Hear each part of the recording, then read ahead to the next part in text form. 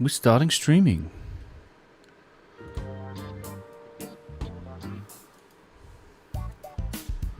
Nope.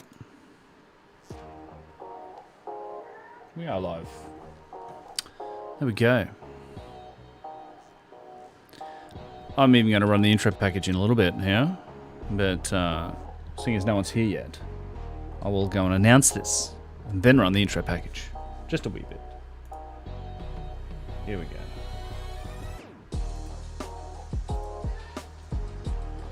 There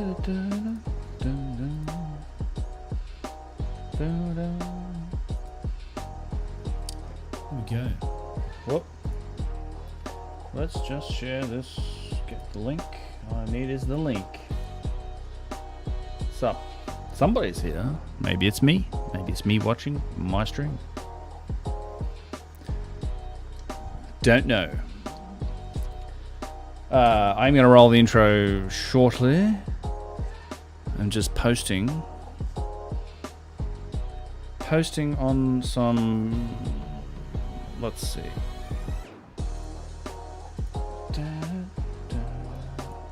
Twitter, start with. I'm gonna delete all these afterwards. Live streaming on my second channel.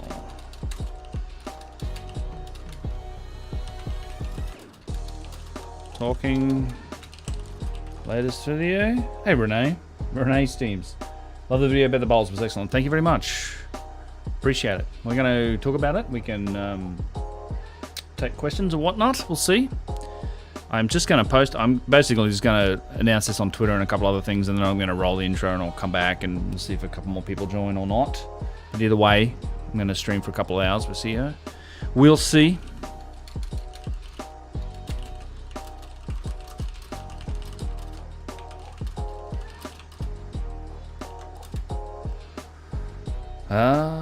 Let's just get this ready, shall we?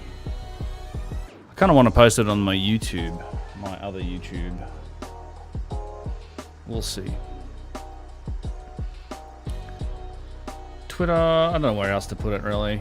Maybe Facebook. I actually joined Facebook, which is, I hate Facebook, but I did start an account there. I tried to start an account when I was in I've had accounts there in the past and I've deleted them, and then just in my name, and then I tried to start an account from Egypt using a VPN, and they within 24 hours completely banned me. Because it was a VPN, or because it was from Egypt, or because they figured out I was using a VPN. I don't know. They just like, well, due to these concerns, we've completely locked your account. You can't come on. You can't be a member. And so I gave it a few months, tried again, same name, whatever. And they seem to have let me on this time. So there is an actual Uncharted X page on Facebook. It's the way it goes. Wow. Let me just do a quick post here.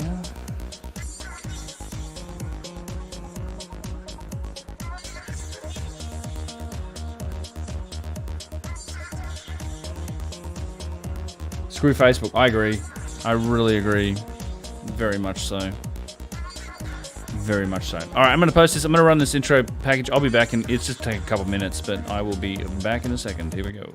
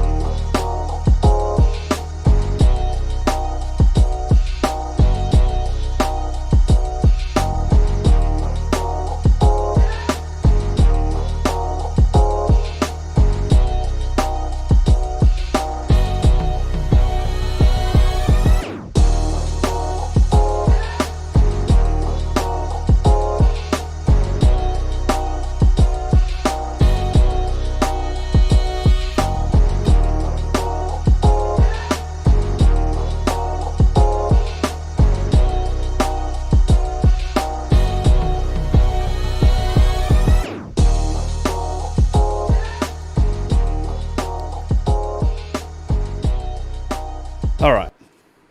Hello, everyone. Welcome back. I have another whole video that I normally would roll in here, but yeah, I posted it. We'll see how we go. I thought it wouldn't be a bad chance to let's see. Let's pull this up while we're over here. At least to run it in the background before we get started. Yes. Let's see. Yeah, let's go Uncharted X. That's me. Oh, that's the video I want. I'm gonna play this in the background without the music, without the noise. Let's see. I guess assume you guys can still see me. Neo, cheers. Thanks, man. Hey, so listen. While I got you guys briefly. I have been sitting here testing for the last 6 or 7 hours. So I finally got the video. I finally got the my camera working nicely. So one of the challenges was getting the 4K going through the HDMI. I'm using a DSLR, so high quality. I was looking for that high quality, high fidelity kind of output, and I could never get it working. I have this nice Sony camera, and was a pain, so I'm glad I got that going. But the other thing I've been trying to work on is the crackling audio. So I have a 2PC streaming setup, and one of my issues I've been testing for like 6 hours trying to deal with this issue around crackling audio. So if you hear that, if it's unbearable, if something's wrong with it, I'd love to know. I've been recording and listening to clips for like 6 or 7 hours trying to get this working properly. I think I kind of have it working, but that's, you know, I'm trying to get it set up properly, because I would actually like to go back to streaming on my main channel, which I think when I streamed on there, I had like, you know, up to 1,000 people almost at one point or the other. And yeah, I'd like to make sure the production value is adequate for that. Let's see. We'll play this back. I'm pretty sure it's just still with me in the corner here, yeah. But it sounds fine, no crackling. All right, we'll test that. I mean, here's a real quick test. Also, let me know if that music's too loud. I don't think it is. Here's a real quick test. We'll just jump back into this game for a minute, and I bet it crackles here. I really do. There's some sound with the game here. We'll just test this gun out real quick. This might be loud, so loud warning.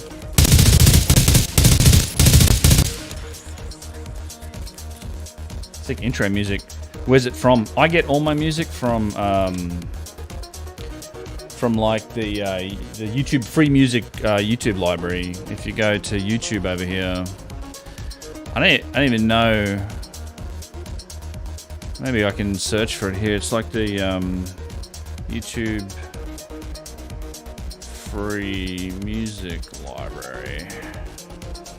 You can get a lot of stuff from here. I mean, if you ever make content, but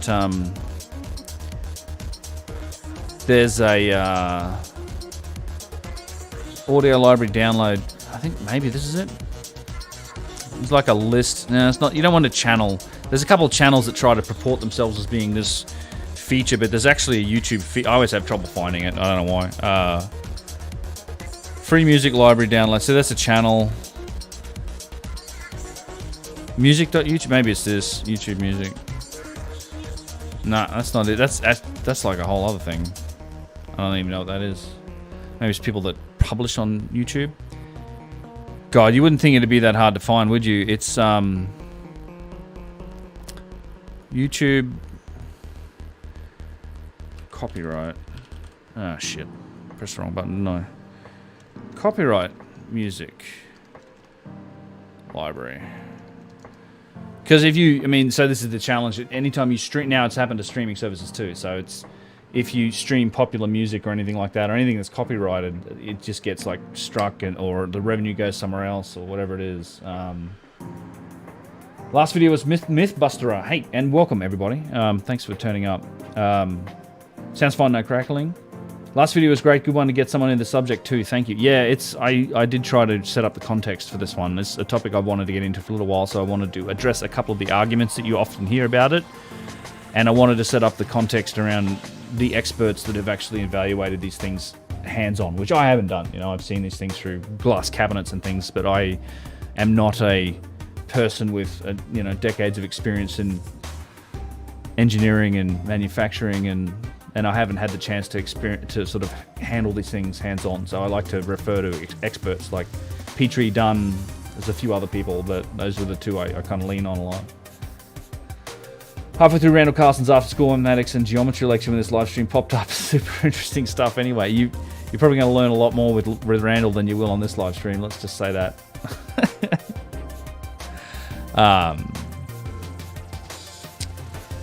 Let's see, what are we doing over here? OBS. I always like to see. There's yeah, audio library. Okay, youtube.com/audio library. This is it. Now this is on my other computer. So if we just pause the Muzak real quick, so you can like search for whatever across this channel. Like, you know, you can just search for different. This is one of my other channels. Different genres and whatnot, and then just play this. And generally, this is all going to be, you know, a lot of it's like awful. But you can find the occasional good song, and so most of my playlist that I play is come from this. And the other place I get them from is SoundCloud, and SoundCloud has a good sort of, you know, Creative Commons library of material. So particularly with videos and things, generally you won't get hit with live content for Creative Commons, and there's a lot of people that rely on it for like radio shows and podcasts. And there's a lot of good songs. Like, let me find one. There's Krampus. Like, I really like. There's a couple of really good songs that I use from Creative Commons. All you have to do with Creative Commons music is attribute is thank them. Like, you just have to list, like, in the description of a video, you know, music by this person, and here's a link to the Creative Commons license or whatever. There's a bunch. Actually, this one's a Creative Commons one. I really like this. I use it a lot. Might be a little low, but it'll get going.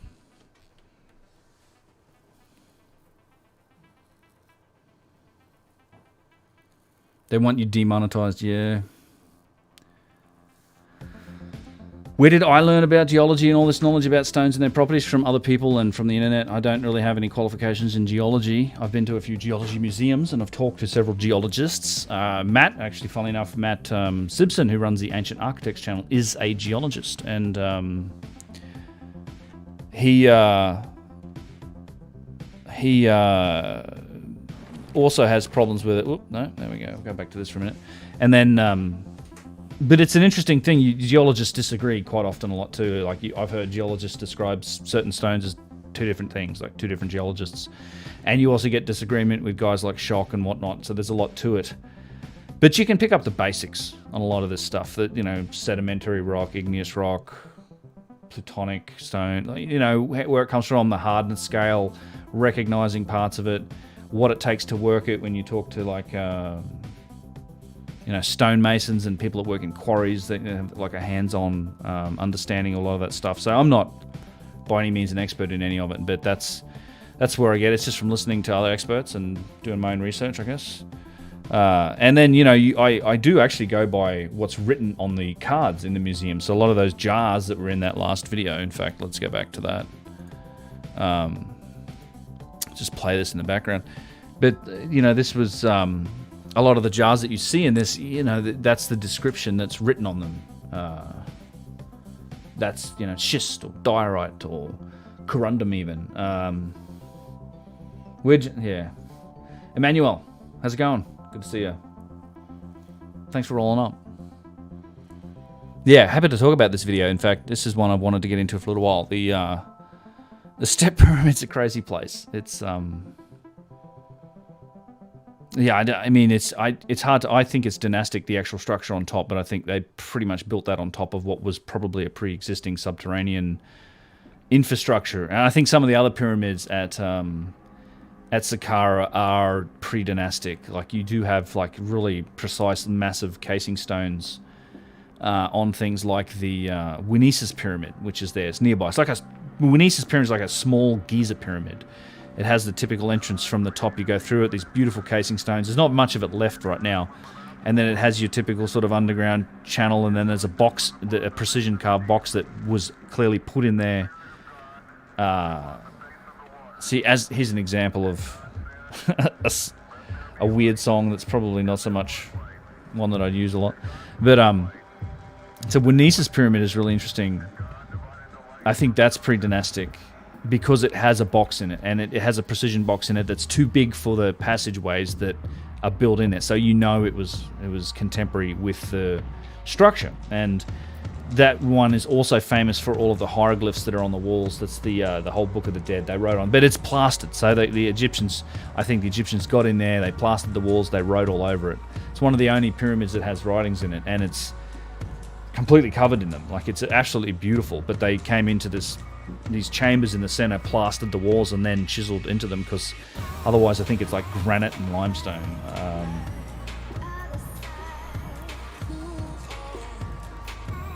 Let me change this song.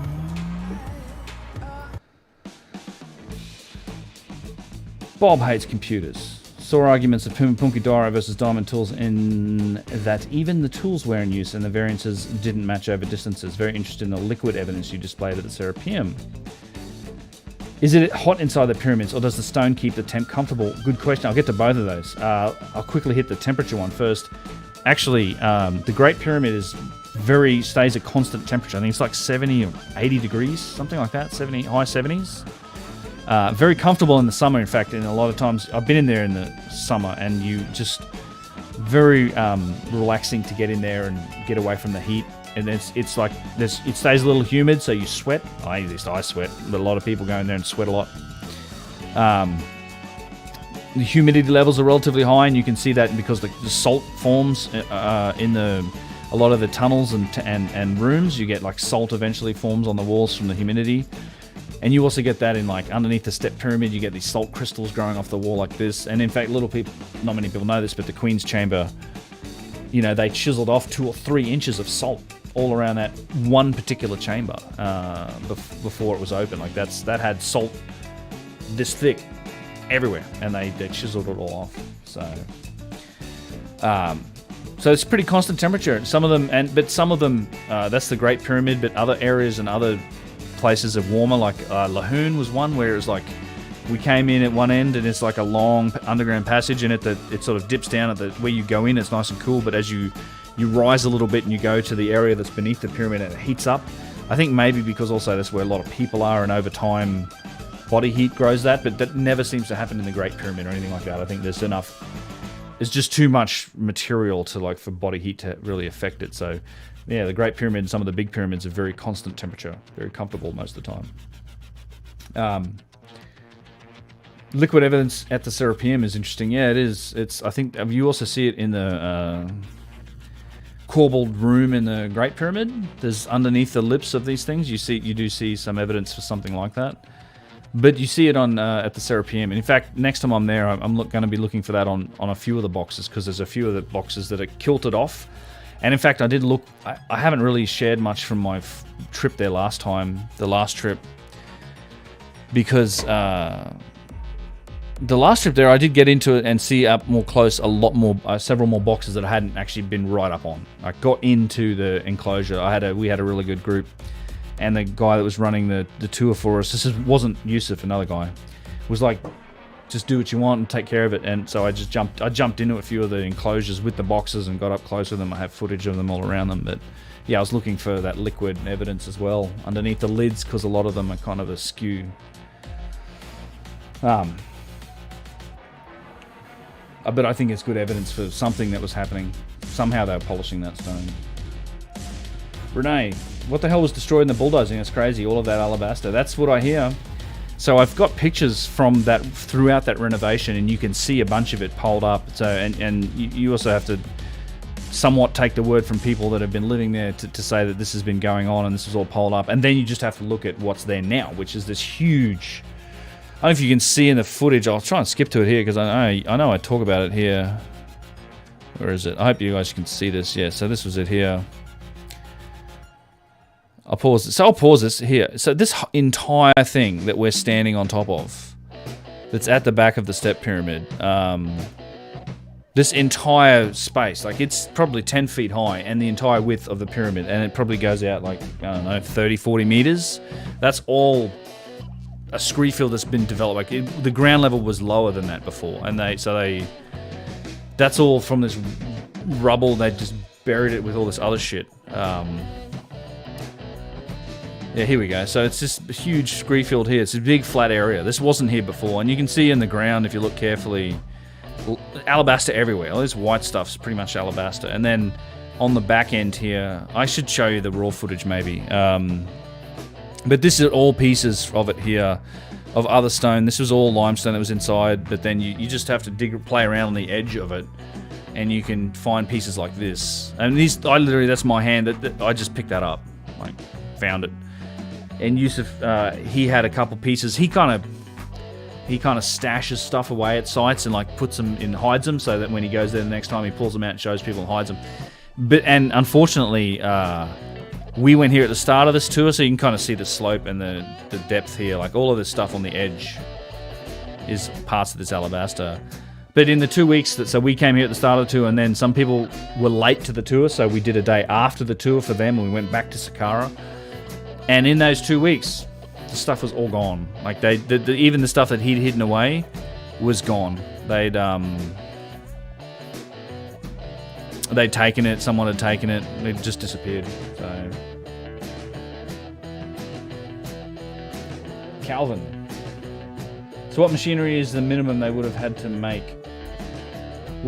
those precision hardstone bowls? I think you're looking at powered lathe, something strong enough to leave the markings that that you see from Petrie and that Dunn talked about. It may not have been even a lathe. Who knows? Like I think even Chris Dunn with his explanations and particularly even you can. It's a perspective thing. We're still trying to frame the answer within our understanding of how tools and machinery and our approach to problem solving, right? We have this electromechanical approach to problem solving. It's our whole technology tree. There may be other ways of solving these problems, of doing these things, like organic methods, like manipulating a stone. I don't want to say geopolymer, but there's potentially other methods. Like there's whole other technology trees we should be open to. So that's something to keep in mind when you look at these responses, because you can see how our perspective frames our answer, and particularly with things like Petrie. I always like to use this as an example with Petrie because he always still frames his answer in the context of it was the ancient Egyptians. Like he's like they seem to have been familiar with lathe use and tube drilling and massive saws and there was like 4 tons of pressure on the drill and they must have used jeweled tips. Like the whole idea that it could have been something older that was a precursor and they found the stuff and inherited it. It wasn't something that was in his head. He's like, his perspective was limiting him to like, this is the culture we've discovered. Like the idea that it was maybe multiple cultures, I don't think was in his head. So that's how he frames his answer. And so even now we frame our answer within our sphere of technology. And it's just like, give us 100 years, 1,000 years. We may learn more. We're probably obviously going to learn more. We may, whole other realms of technology, whole other realms of possibility could open up to us. As an example I always use in my podcast and my videos is the whole Zenek surface wave theory, which is a way to think about electromagnetic waves and how everything's like, Hertzian wave theory, and we're used to the idea of like these charged wires and needing a medium to transfer electricity and signal, or then, using it to generate a signal through the air, and you can get shocked by it because it's carrying this current. And there's this whole other method of thinking about that, which is this Zenek surface wave theory, and it's coming in Tesla technology, whatever. But it uses organic materials. It doesn't require any infrastructure. It uses the surface, the interface between the air and the surface, and it's going to revolutionize the whole power industry. I get into the example a few times, but it's like the overall point is that it's a perspective thing. Like we never even thought that type of thing was ever possible. It sounds like magic until someone figured it out and discovered it. And this whole realm of technology now opens up to us. And I think some of the answers for this ancient stuff may lie in those areas. Like it may not too, but they may lie in these areas that we don't know. And I just think if we were open-minded enough to fully consider that and to investigate it with that in our as a possibility, then we'd learn shit, right? We'd learn. We'd probably gain. We'd probably grow knowledge anyway. So it's just how I think about it. I try to stay open to that, to some extent, it's, you're dreaming and it's aliens and it's this and whatever. But I'm not trying to champion any of those particular agendas. I'm just like, let's be open-minded and find the truth, because one thing I'm certain of, based on the testimony of many experts and the analysis and all that sort of stuff, is that the actual orthodox theory that it was a primitive culture using primitive hand tools doesn't fit. Something else was going on. And what that was is a big mystery, but a lot of what I'm doing is trying to just drive home this point that history isn't what we think it is. And we've got cataclysm, and we've got this long-ass history of humans on the planet and going up and civilization rising and falling, and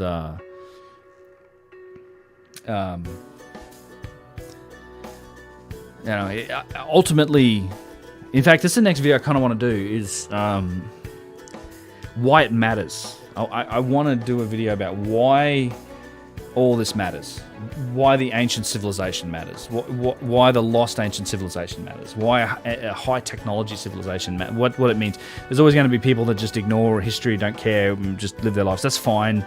And then there's all the benefits that history gives you in general, which, the whole, if you don't learn the lessons of history, you're doomed to repeat them, things like that. And history gives you perspective. It lets you evaluate trends and social and pressures and all the things that happen in your life and put them into some context and decide whether it means anything or it doesn't. That's how my life works. I don't give a shit about what anyone thinks, really.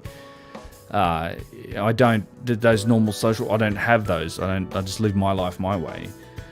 And I think history gives you that. But there's a bigger picture with the lost ancient high technology civilization, and that's the idea of cataclysm. The most important part of this is cataclysm. It's that their civilization ended and they were advanced. They could have been us, we could be them. This, there's an element here. I think a lot of us, just people that are born into this world, and we just are taught, and we assume that we're this direct line from the Stone Age, more or less. I know there's been some wobbles, but in general, we're the fucking peak humanity, And I just think if more people really grok the idea that we've been here before, we've been up and we've been down, and the biggest risk to us is not each other or some other people on another country, or that, they think differently or whatever. It's what's coming inevitably for our civilization, and how tenuous it is. So it's just, I think if more people were acquainted to the idea and really understood that there was this cataclysms that wiped everyone out, we're in a position to do something about it. We should be focusing more on spreading ourselves out into the stars and all that altruistic nonsense. I don't. That's the danger in this sort of a video. It ultimately is a very altruistic goal, in that it's the survival of the species long term, and it comes with awareness of cataclysm and the vulnerability of our species and our civilization, and the fact that a rock a third the size of the Younger Dryas, if it landed tomorrow, would fucking end it. It would pretty much knock us back. It would knock us back, if not destroy our civilization, knock us back hundreds of years. In a lot of areas, you might have small pockets that survive, and I think that's what happened in the past. But over a long enough period, unless you can grow enough, and I think the climatic conditions after the Younger Dryas was so hostile to life and regrowth that those pockets eventually fizzled out. Our civilization is what it is because we've had such nice weather since the Younger Dryas, more or less. Catch up on this chat, sorry. Massive erosion, Jonas, good to see you, man. In regard to the massive erosion on the Sphinx Valley temples, do you think there's a case of simple weathering, or do you tend towards Yusuf's idea that the erosion is from energy flux? I think there's, I know Yusuf's got some interesting ideas, and that's like Robert Schoch from some of those things. I think the Sphinx stuff in the Valley Temple is, I'll go with the geologists and say water erosion, given that, and just the fact it was there during, probably the rain out post Younger Dryas is my thought. That event would have ejected so much.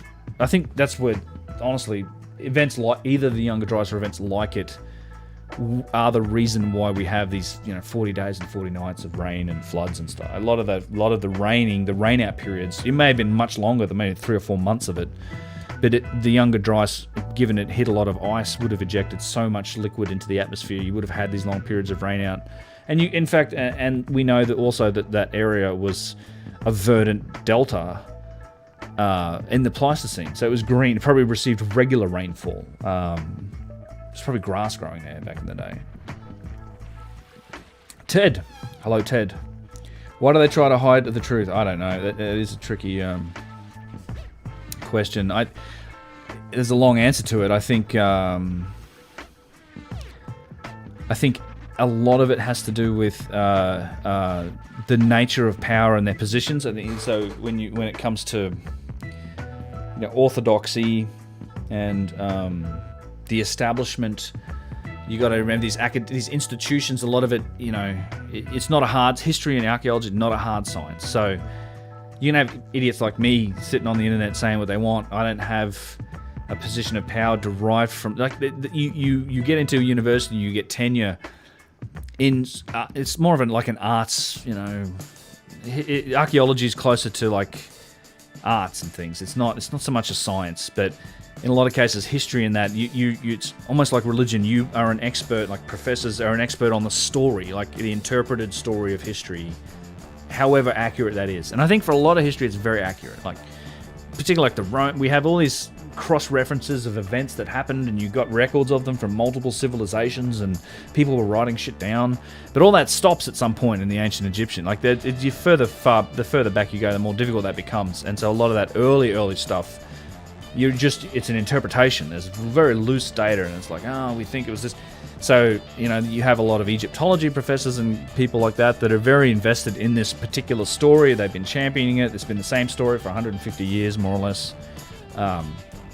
And it's almost like religion, right? Becomes dogma. Even though you can, I think we would be better off considering it like an ongoing court case where the new evidence is always coming in and should be evaluated. Like it's why guys like John Hoops, anthropology professor at Kansas State University, just hates the Younger Dryas. Like just goes out of his way to discredit the Younger Dryas. Carries on about it like non-stop. He had this massive hit piece against Hancock, and just him and Jason Coverley and all these little cohorts. He wrote the Wikipedia page on the Younger Dryas and then told everybody to go to that source as an unbiased source, and it just poo-poos the whole thing, which discredits, the 200 plus peer-reviewed papers from paleoclimatology, all this other science. There's impeccable science behind it, right? But the reason he doesn't like it is because it messes with his story of history, the story that he's an expert in. So in a lot of ways, I think these academics and the orthodoxy feel like it's a personal attack. You're attacking their credibility when you question this story, and in some ways you're attacking their livelihood and all this sort of thing. So that's why it's such a. In a lot of cases, it feels very very more serious than it should be. But this is not. This is the case in a lot of different sciences too. Like there's a lot of rigid sort of belief holding, I guess, and people sticking to dogma, and this old adage that some of these fields advance one funeral at a time is very true. But I think that's ultimately the reason why you get a lot of resistance from academia. And it takes a lot of courage to be open-minded enough and realize that, hey, it might have been wrong. Like this whole position that I've been a declared expert on, build up. So I do my best to not be attached to that idea. So I'm willing to be proven wrong. I would, if somebody provided significant enough evidence, then I would happily be proven wrong. Like my whole thing. I just think there's so much. The most likely answer to me is like a lost ancient high civilization based on, all this other adjacent science. I try to look at all the evidence and keep evaluating it, but I'm willing to say that I could be wrong. Like I don't know, and I'm open. I'd like to think that I'm open-minded enough to evaluate new evidence as it comes in and all the rest of it to get there. But I don't think that's the case with a lot of academia. Sorry, I'm going to try and keep up with this. I haven't done a good job. Yeah, thanks. Hey, dude, 43 people. Thanks so much for joining, guys, by the way. I'd love to get subs on this channel. I'd like to do this more regularly. One thing I'm trying to do is I've been considering doing like a stream schedule, just like 2 or 3 days a week for a few hours. I like to stream after a video's done. Just kind of relaxing. I may play games yet, which I'm sure many of you will drop off for if we do that, but a little more casual. And again, just testing the setup. Let me catch up with the chat. Sorry, I was too busy answering the questions. You just watched the after school special on Randall Carlson? Yeah, I love his work. Oh, shit. I missed a Randall Carlson meeting tonight, actually, for the Scablands. I'm going to be in the Scablands coming up soon. I'm going to in another week or so. I'm going to be up in Washington State in the Scablands with Randall, and he's been holding regular, sort of every month or so, lecture sessions, and I missed it tonight. Shit, I was actually doing something bad. Damn it. I haven't missed him up until now. Fuck. Oh, I'm just along for the ride on that one. Semitustra. Hi Ben, appreciate your work. Great stuff. Wish I could donate sometime soon. Thank you very much. Appreciate you tuning in. The tools, no trace of machinery needed to complete these projects or ever missed something. Yeah, no, there's no tools. There's only primitive tools. We haven't found the tools. The tools question is an interesting one. Like we have the result of the tools. Like we have the undeniable result of the tools, and that's the objects. So there must have been tools. But you also, we have other. The problem is people try to put the objects in the same box as the tools we found, and the tools we found don't explain the objects we found. So there must have been other tools, because nobody can replicate the objects that we found with the tools that we found. It's nonsense. And that's where a lot of the argument lies. Like a lot of people spend a lot of time trying to convince you that they can. And you can poke all that stuff and pull it apart, and I try to explain that in my video. Things like... And Chris Dunn does a great job, has a 4-point test, man, and it's all about acknowledging the most difficult details of these objects. The precision, the symmetry, the geometry. In some cases, it's the total geometry, the size, but in particular things like precision and complexity of the geometry and symmetry, and then trying to, if you can demonstrate that you can do those things with these hand tools, then there's an argument to be made, but nobody's been able to do that. A lot of people will carve granite, or they'll grind a hole in granite and think, oh, here's a tube drill, it's the same thing. It's been going on for decades. But as far as I've seen, and I've seen all of the experimenting videos, nobody's actually ever replicated the most difficult aspects, the things that are held up as proof for power tools and machines by guys like Chris Dunn and other experts that say this is the undeniable signature of this and this and this. So that's where the argument lies. But yeah, no, we haven't found the tools. If we'd found the tools, that'd be a whole other thing. I mean, that would be real proof, right? They'd be like, oh, this thing, it's a Shamir, Look into the Shamir. That's always a good topic.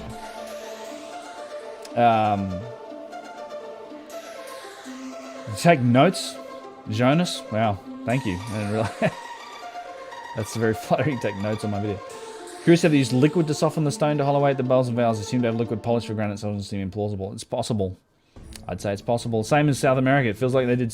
Look, my intuition in South America and all that polygonal masonry is something happened, right? They did something. It feels like they somehow changed the consistency of the stone. I can't explain it any other way. Craftsmen's never lived their tools on the build site. Very good point. Any metal would have long been remelted, reused. Very good point. And metal doesn't last. That's both 3 excellent points. All those are definitely true. The ones that I use as well. Like, people don't leave their tools on the job site. Metal gets removed. We've got a million examples of that. Like, these sites have been quarried and pillaged and just used for thousands and thousands of years. Thousands of years. They were built, I mean, it wasn't, the Middle Kingdom was pillaging Old Kingdom sites. Ancient Egypt, and in the following 3,000 years, everybody's been doing the same thing. So yeah, any metal or anything like that, that's everyone sort of figured out that's just valuable. So it could all be long gone. It's very rare to find anything of a very pristine pedigree. Almost impossible. You have to always remember you're looking at the bare bones of an ancient civilization. The pyramids somehow connected to the magnetic field? Great question. Could be. They maybe play on it. They maybe use it. You know, some people think the Great Pyramid is some sort of harmonic balancer for the Earth, or it functions. You know, it absorbs energy. There's definitely a harmonic going on in that place that's been well noted. There's all sorts of experiments about it. The whole resonance thing is a whole other topic. I've been threatening for years to do a video dedicated to that, and it's been an ongoing topic of research. And I do have quite a bit written about it, and I've got a bunch of references. It's all sorts of it when you get to resonance, and that's also part of Chris Dunn's theory. I don't know if I have the book here. It's over there. You know, that the Giza power plant theory uses resonance a whole lot. Andrea, hey, how are you? Andrea. I'm sure it's Andrea, isn't it? Hopeless. This is called Krampus too. I kind of like this song. It's like a creepy Christmas song.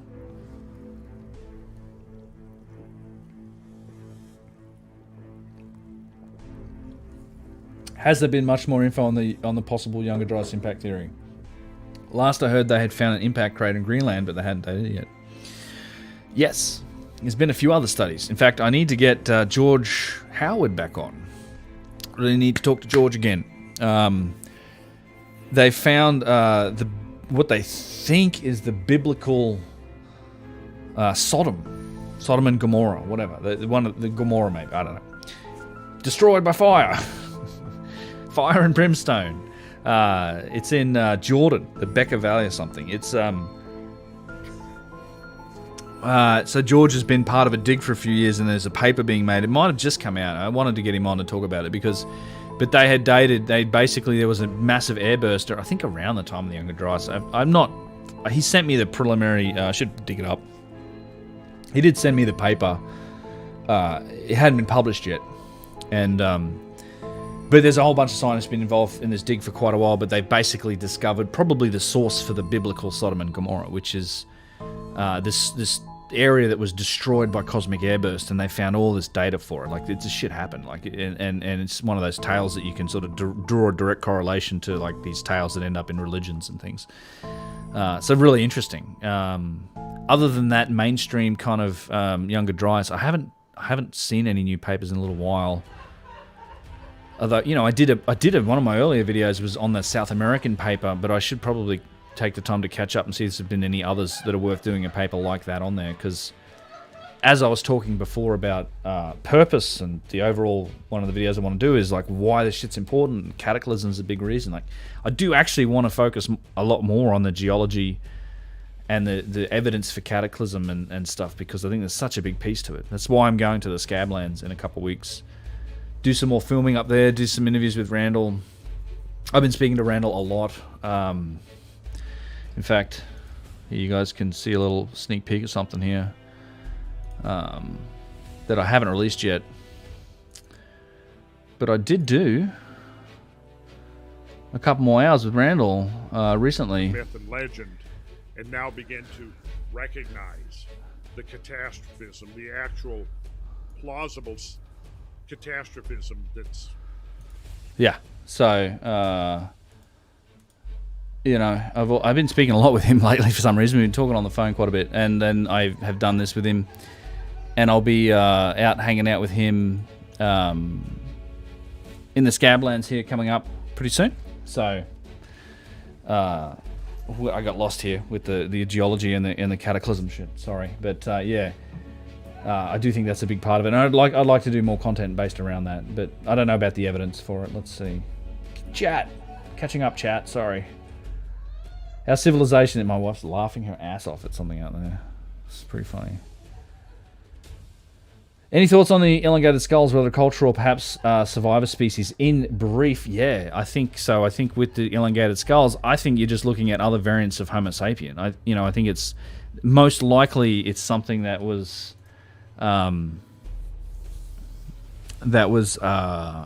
very much like Floriensis and Denisovan. I think it could be another variant of Homo sapien, but I also think there could be a little more to it, like with maybe there's other I hate to go down this route, but capabilities, some other sense, some you could maybe explain some of the things maybe had to do with those types of people. I think a lot of the ancient, the lost ancient civilization as it stands could well have involved other variants of humans other than us.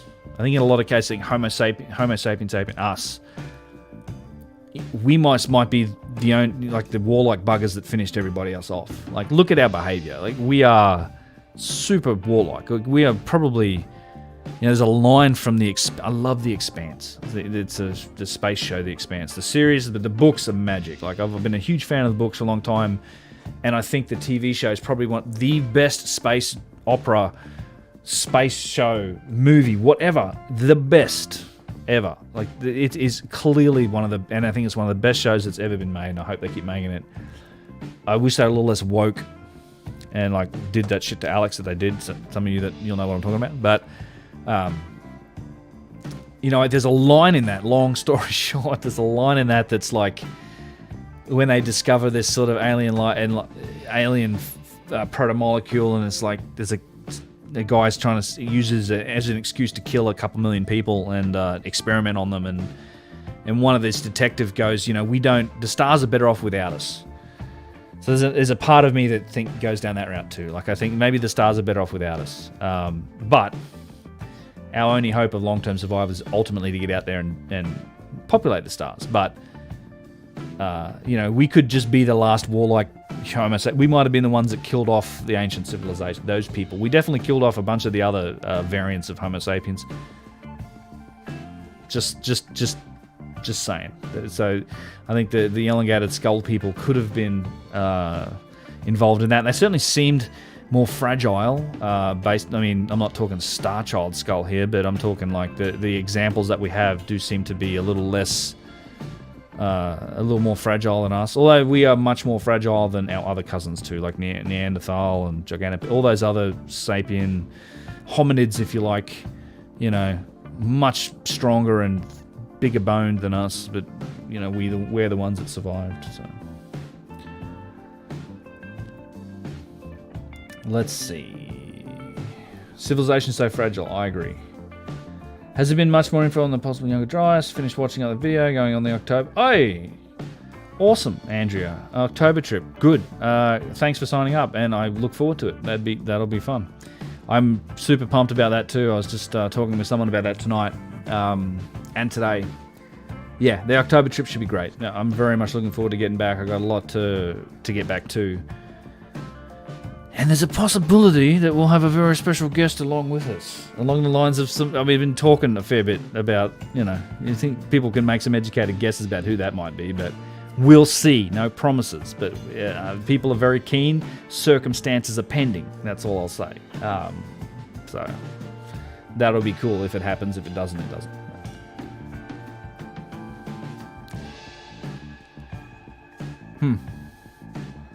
Thomas.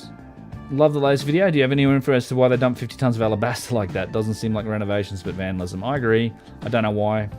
They just pulled it out. Maybe it was piled. Maybe it had all fallen off the walls and it was piled up in the corridors and they were clearing it out. I mean, I've heard some shit from stories. Like, there is 5 or 6 levels below the bottom of the step pyramid. I mean, this is... I've got some footage from down there, and you can, if you look closely at the video, there's footage from down there beneath the pyramid, beneath the box. And this is not. It's sort of careful not to show people's faces. It's not the same people that people think it probably is, but you don't want to. It's just all like backsheesh sort of ways into there, and.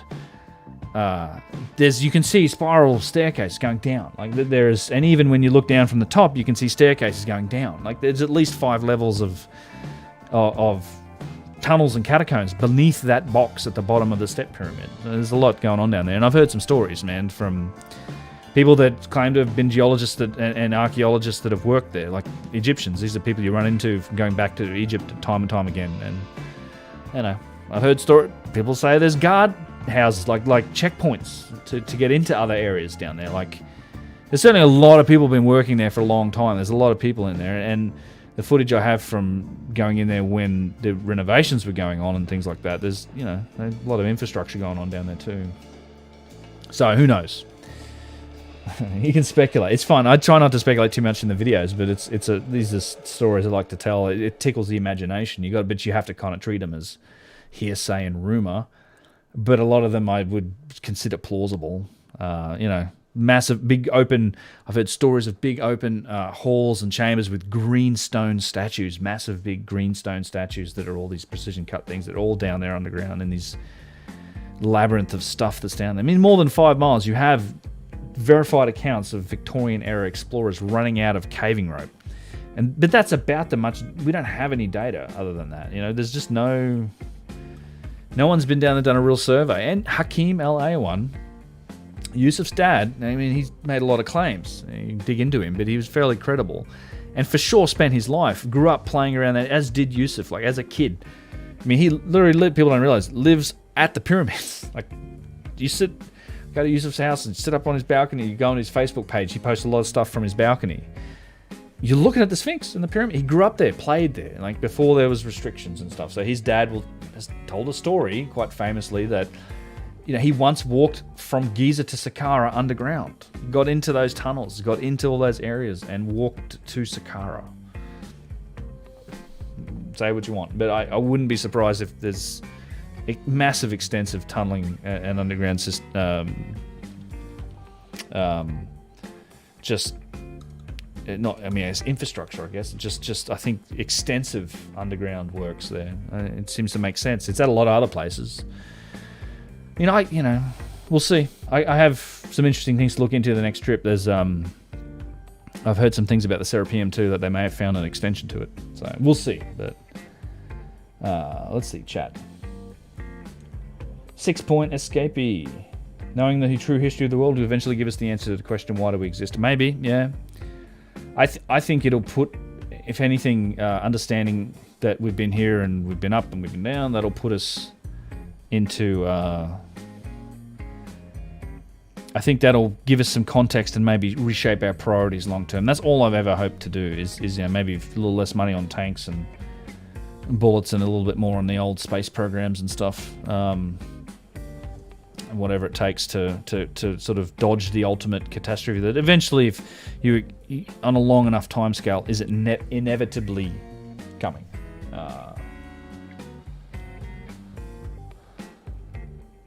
Ben, and adding to the Raynaud idea, Raynaud himself thinks the Sphinx is 10,000 years old based on limestone weathering, not just 10,000 years. Yeah.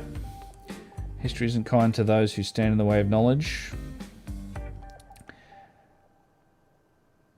Corrupt BBCSGO. I am deep in the megalithic construction. We pretty much have the answer to imagining a question. Just need to find that question. Why? Plus what? Just imagining. Andrew McKenzie. How you doing, man? Alex, good to see you. I'm just reading the old chat. Based on the two styles of advanced building you see across the world, what's your version of that story? Like when in history did they occur?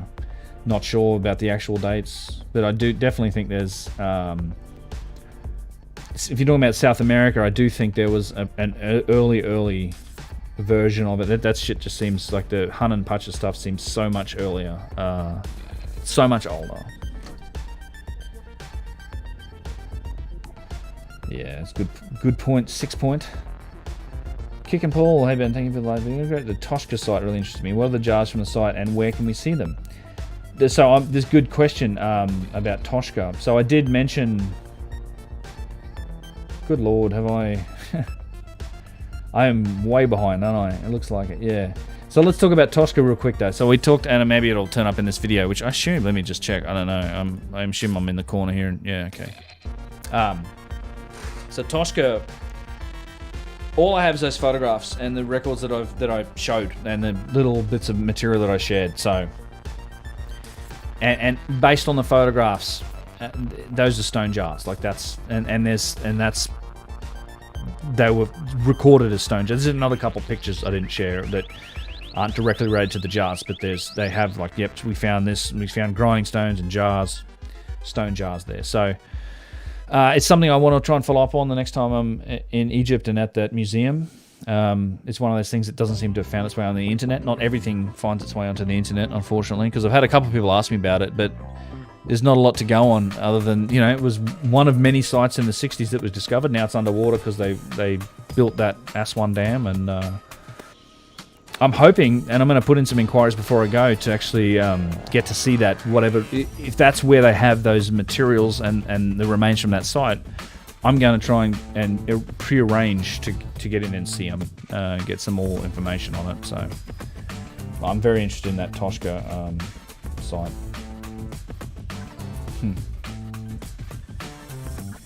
How many past civilizations? There could have been several. Shamir legends are insane. Yeah. Shamir's an interesting story. Paul Cox, greetings from South Africa. Welcome. I don't know what time it is over there, but it is now almost midnight here, so...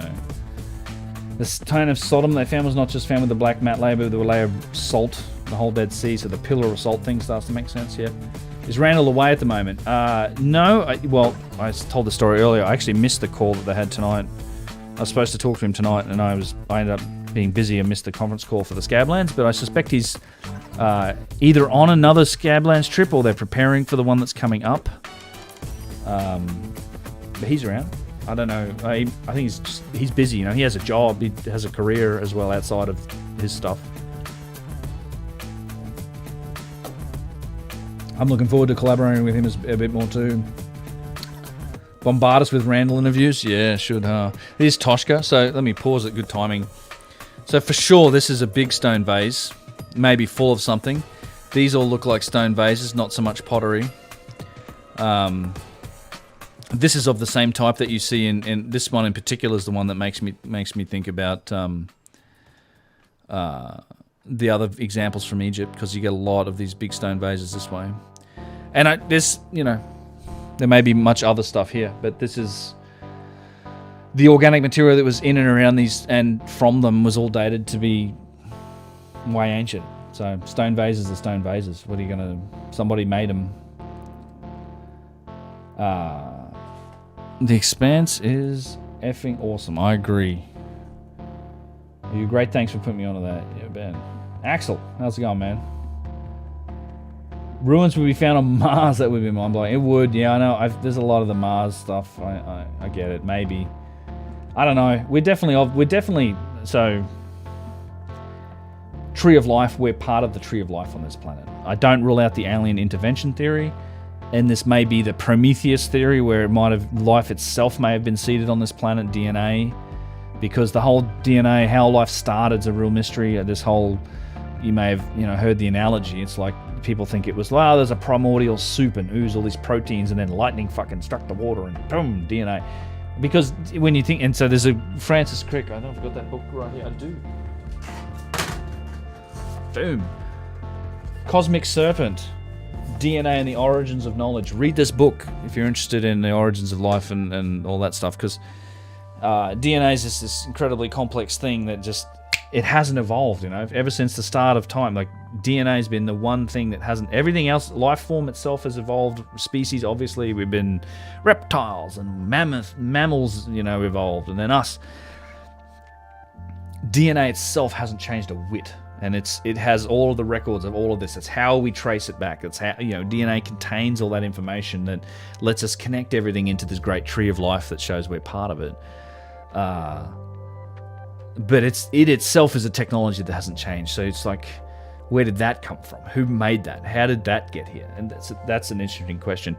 And the analogy of, like, these primordial ooze and lightning hitting the water or whatever, it's the equivalent of a tornado going through a junkyard and spitting out a fully assembled and working 747. That's the analogy that I've heard. And so I think there's some question marks there. I think there's some question marks about Homo sapiens, us. Lloyd Pye, great. He's the late Lloyd Pye. It did very good work. He was most known, I think, for the Star Child skull stuff, but he did some real interesting, origins of Homo sapien work. He did some human origins work and some very interesting lectures. One called "Everything You Think You Know Is Wrong." It's a lot. And now I'll warn you ahead of time. He was a Sitchin believer, the Anunnaki. So I divert from that. Like I think Sitchin was debunked. I'm not going to get into a Sitchin argument, but I'm not a big believer in that stuff. I think that it's been, Sitchin was had his books and everything is like, DC, like his space planes were the same as the planes of the time. It's kind of like L. Ron Hubbard, and he's making it up. You could tell that there was modern culture intruding on what his little vision of it was, and there was some deliberate mistranslations of the Enuma Elish and the Sumerian stuff that has kind of been pretty conclusively shown. It's but nonetheless interesting story, and I'm not discounting the whole, planet thing that the Sumerians maybe had some advanced knowledge, all that sort of stuff. Anyway, but Lloyd Pye has a very interesting set of lectures that gets into like some of the issues with Homo sapien, and he connects all the Bigfoot, the species of Bigfoot, to the hominids, to then the Australopithecines and pre-hominids and stuff. So, and there's very interesting information, and I think there's a lot to it, and I think there's a small chance that we may be a species genetically engineered to some degree. Who knows? The intervention theory, I would go as far as saying that we may be. Something may have happened with us, because it's definitely weird. Like, we're one of the only species. Like, we can't look at the sun, and we live in the daytime. We die of exposure if we're left out in the sun. We have to cover our skins. We have all these weird diseases, more so than other species. There's all sorts of weird species, like things that happen to us that don't happen to other species. But at the same time, we're undeniably part of the tree of life of this planet. So, long ass story short of saying, there may be some possibility that Mars and the Moon, but I'm not sure. They seem pretty inhospitable, and the timelines are very long. But who knows? We could have come from Mars was habitable once, right? That's the theory. We just don't know on the long enough timescales. We really can't tell. We just haven't been around long enough to figure all that stuff out. Don't know. We're definitely part of the planet.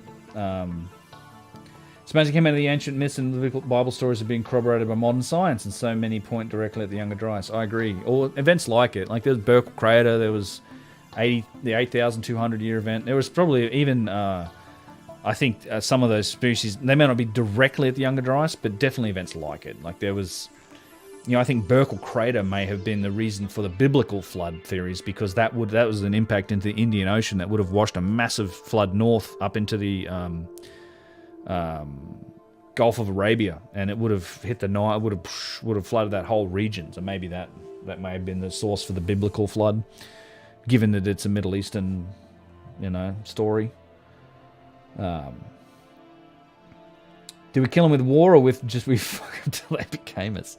There's definitely a small element of truth on the second part. We've definitely got, like, there's Neanderthal DNA in our genome. Like, there was some crossover, and I think that's a big part of it. Whatever was going on, I think there was definitely a crossover of multiple. Graham Hancock. I do need to talk to Graham. Yes, Rob, how are you, man? Man, I'm going to try and catch up. Fuck's sake, got to go to work. Tasmania. Yes, still the weekend for you in Tasmania. I guess you're working on the weekend. That sucks. Yeah, the rough clay lids, it does crack me up. 3 p.m. Indonesia. Toshka stone jars. I don't know. I have the photos. No, I've got some information about Toshka. I don't have all of it. Girlfriend is, I'm not supposed to be here. 3 a.m. in Boston. Oof, that's early. Or late. I'm catching up now. The photos you showed of the stone bowls and pottery under the step pyramid looks like it wasn't just stacked there. It looked like it had been washed and compacted in. I think it's probably buried in soil. That may have been when they uncovered it. I think it was just there forever. Who knows?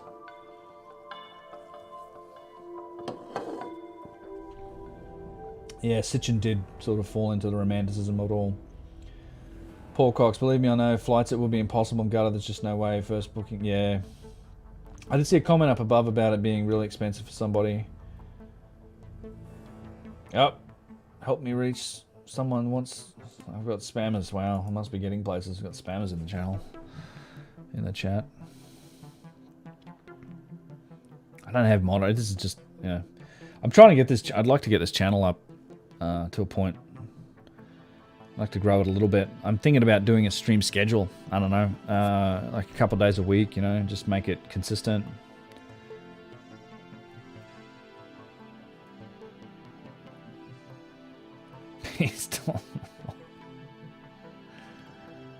Crater near the Burkle crater that's 75 kilometers across. Wow. Yeah, the Burkle crater is interesting. So the evidence for that is Madagascar and I think, what is that, the east coast of Africa, and then Western Australia, Perth. So there's sand dunes that has like 600-700 feet high, like these, and they're ripples. You can see them from the satellite imagery, and they've found like material that they carbon dated from that was organic from the seafloor in the Indian Ocean that's in those sand dunes. So it's something plowed into the Indian Ocean, washed that shit up. It's part of these massive tsunamis that went back and forth. Went inland several miles and was like 600 or 700 feet high, or maybe even higher. And they've dated material from the ocean floor on the top of those dunes, and gone, this was the problem. Something happened here. This is fuck. And you look at it from satellite. Sure enough, there's these big ripples and waves you can see in the land. It's like, holy crap! There was a big ploop in the Indian Ocean. I think it was after the Younger Dryas. But it wasn't something like a massive global. It would have wrecked a big part of the world, but not like all of it.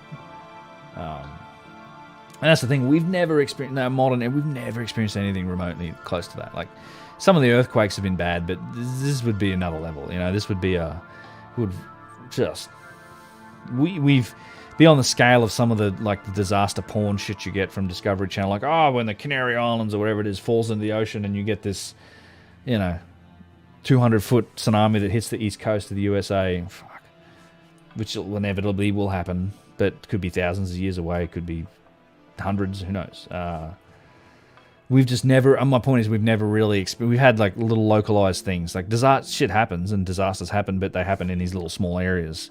Even the Boxing Day tsunami and earthquake, it only killed like, 300,000 people, whatever it was. It's a different story to like billions that would go if something big happened. And that would be like a real day wrecker for civilization. Like all of a sudden we'd realize how tenuous our link is to all these things, It's particularly in the cities.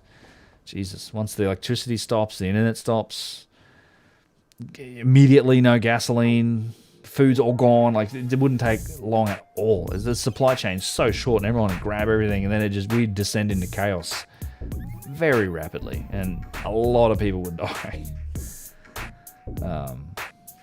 Yeah, here's touch wood, it never happens in our lifetimes, but inevitably these things will. So Paul, I didn't see your comment earlier about it. Something about it being like a ton of money. Do I play PUBG? I used to play PUBG. I've got a few hundred hours in PUBG. Used to. I like Tarkov. I play Tarkov. I have Tarkov running right now. But we've just been chatting. Kong Bang Ho. Kong Bang Ha. It's quite the name. I don't even know how to pronounce it properly. Am I doing a good job? Probably just murdered it, didn't I? Darren Kuyu. Yeah. Balbec. Gaming stream. My bad. Sorry. We will actually play games pretty soon here. The stream was randomly recommended to me. We'll get there. Sorry, man. I actually classified this one as entertainment, I think. I don't think I actually made it. I was going to have it as gaming, but I figured I'd do a bit of chatting first. Study the Nazi research in Atlanta. It's not that I know of. I'm so lost right now. The stream is quite interesting, though. Private Doggo. Well, welcome, man. Cheers. Go watch some of my videos if you're interested. It's all ancient history stuff. We are just playing. There's some context. There's some background. I do appreciate that my shit's like hard for like new people to come into like this, just jump into, unless you've had some familiarity with the topic. I always try to work around it, and my videos I try to keep at a level where people could be introduced to the topic with them too. There's a lot of inside baseball in this stuff. The rainout from Burkle Crater affected the entire world, but not like the Younger Dryas floods that had tsunamis. Yeah, you see, I think Burkle Crater was on a different level, a different magnitude to the Younger Dryas. The Younger Dryas, I've heard it described as the worst disaster in 5 million years. Like it was the biggest thing to hit the planet in the last 5 million years. So big deal. And only 12,500 years ago, whatever it was. And it, you know, we can tell that because the Burkle crater wasn't responsible on its own for like megafauna extinction. Like literally half of the big animals on the planet died in the Younger Dryas.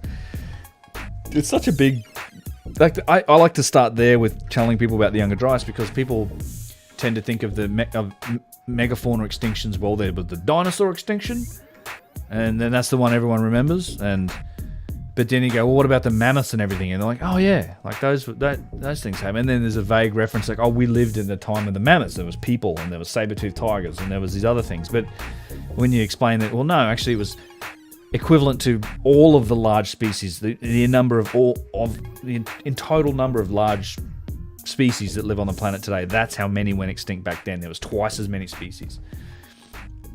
And oh, by the way, that included 3 or 4 species of birds.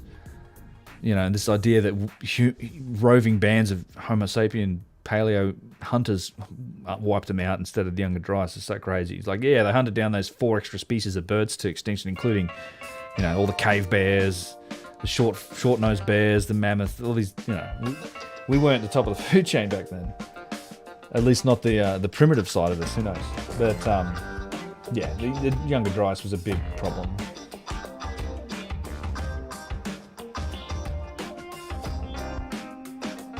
Baalbek. Romans built on top of Baalbek, is my opinion. They found a big platform and built on top of it. Baptism by fire. Alright. Yeah, I do keep going back to the Younger Dryas well. Douglas Voigt's theories. I'd have to go and refresh myself with them. The name rings a bell. Is it true that 80% of subs are incels? That's a great question. Imagine how slow the giant sloth moved.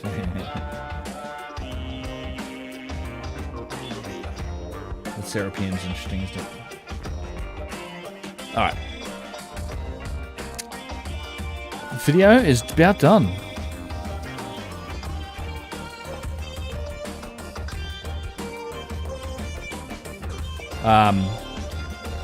Let's see. We did have this, didn't we? Yeah, we were chatting with Randall.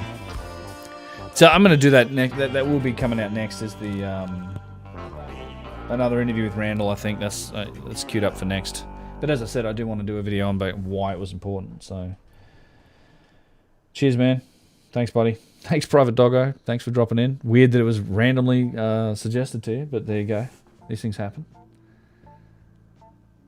Younger Dryas comet fragments. Elicited electromagnetic anomalies amongst with possible crustal slip, maybe a change in Earth's axis tilt slightly. So there's a lot to all of that stuff, you know. Like there's more evidence coming back, like that Earth's crustal displacement might not be the craziest idea. Something like that may have happened. We don't really know. I think there's definitely something to the electromagnetic field. Given that the strength of the field is weakening and accelerating, we're probably in the midst of a pole shift. I mean, to be honest, that Suspicious Observer's channel and some of his stuff scares the bejesus out of me. But I have a hard time evaluating how much of it's legit. But it's interesting. I think there's something to the whole galactic electromagnetic phenomenon. I'm not, you know, there's a disconnect, I think, between a lot of that electric universe stuff, whatever you want to call it, and Cat and the Younger Dryas. Like a lot of those guys, it feels like they're like everything was electromagnetic or electric issues and solar issues. I'm like, there's room for both. Like there's a tremendous amount of evidence that the Younger Dryas was cosmic impacts, but at the same time, I think there's a lot of probably cataclysms that have been caused by the sun, and the sun might burp every so often, and that may be why the entire moon is covered in glassed out black rocks. Like, you know, literally it's been glassed from the heat. And you know, maybe that happens here, and maybe that has played a role in the past. Maybe it'll play a role in the future. And maybe it's tied into these friggin' waves of electromagnetism that are coming from the center of the galaxy that take thousands of years to oscillate and that we go through, and that it affects the magnetic, I guess the magnetic fields of all the planets and stars. Like, we seem to be seeing effects on Barnard's star and the stars closest to us. It's something happening. But again, the timescales, it's always hard to determine whether it's going to happen in our lifetime. It could be hundreds of years. So, yeah, there's open-minded to a lot of that stuff. We're still learning, I think, as a species. We don't have it all figured out. A lot of we're babies. We're such babies. Geology is just so many sciences. We're just fighting with each other for like relevance, and my viewpoint's better than yours, and there's not like a coherent effort to get at stuff. We're only just getting our pendulum to where it needs to be in so many sciences now. I mean, geology, I love geology as the example. Like, it was a massive overcorrection from the age of reason. Like, it was before the age of reason and science came around. It was we had the church kind of filled that role, the answers to the unknown, and the earth there was a big flood, and 6,000 years old, and then science comes in, and there was for 60 or 70 years a stated goal to move as far away from the catastrophism of religion as possible. So, and it's only now that we're correcting for that, and still not quite. Like, there's still a lot of stuff in textbooks and geology and a lot of sciences that are just based on these old prejudices and these old ways of thinking that need to be updated. So we're just babies. We'll eventually learn what happened, maybe, if we live long, if we survive long enough and we keep growing, But I just hope we can. I'm always encouraged. I launched a couple of people up into space again last night, right? Great stuff. More of that, please. Send them to Mars. Send them back to the moon. Let's get out there and get that going. I think that's the answer. I've had a running discussion on Serapeum boxes and your video about the jars. Popular topic. Cheers. Yeah.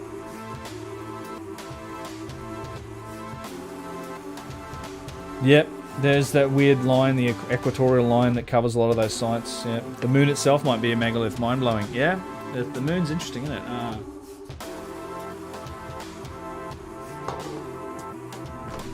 You're going to wind me up on another one. Another story. What does a spaceship look like? If eventually, assuming your technology advances to the point where you now have control of cosmic forces like gravity, all of a sudden things look organic. When we go to space, we'll make these lightweight composite materials and spaceships made of metal and things and hold our air. But eventually, if you could make something big enough that it could contain its own atmosphere with gravity, you might. And if you could control forces like gravity, spaceships start to look like small planets. Who knows? The moon's very strange, man. We're the only planet we've ever seen with anything like it. Like, in terms of the size of it relative to our planet and the effect it has on us and its apparent mass versus its size, all these sort of things. There's a lot of real oddities about the moon, and we're not quite sure about how it got there or where it came from. It is interesting, though. Talking with Hugh Newman. Yeah, Hugh's great. I really enjoyed talking with him. Spoken with him a couple times now. I'd love to get to the UK and actually hang out with him for a little bit. They were in Mexico. I heard he's just got back to the UK. He's back at Stonehenge. He lives like literally 15 minutes walk from Stonehenge. Waves played a big start in the stoneworks. The resonance and sound waves. Yep, I think a lot of that has some stuff to do with it. Our lifespans are too short. We need to scratch away the truth. I agree. Yeah, our lifespans are very short for figuring this out.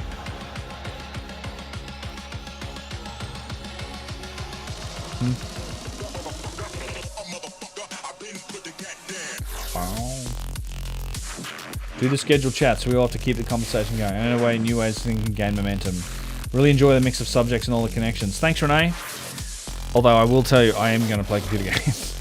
It's going to be mindless violence shortly. It's my Friday night. God, I am going to get to that at some point. But I'm glad that, again, Crackly Audio, let me know. If shit sounds bad, let me know. Very much looking for feedback on that. I don't believe that anti-gravity was ever evolved. Gravity's our friend and is a weak force. It is a weak force? Who knows, though? It may be something that is harnessable one way or the other. Who knows? More content with Chris Dunn. Yeah, I've actually been in touch with Chris recently. I'd like to do that. I do want to do another podcast with him. The moon must have accreted in a similar time to it. I think so too. Like we have material from it, we kind of know how old we think it's supposed to be, right? I tend to think it's a natural, like it's some process that formed it. Like, but very odd. Like there is a lot of oddities to it. Like it deserves further study, big time. Also, how about some drum and bass? That's pretty much what we're hearing now, huh? Before I played some Warzone or something. Yeah, I'll give you guys. This was the group with us. There's Yusuf. There's George Howard. Johanna. I know where Jimmy's running around here somewhere. Here's the group. Triple Me. How about that? Sakara. Let me, I'll see if I can show you some of the sneaky stuff that I was doing.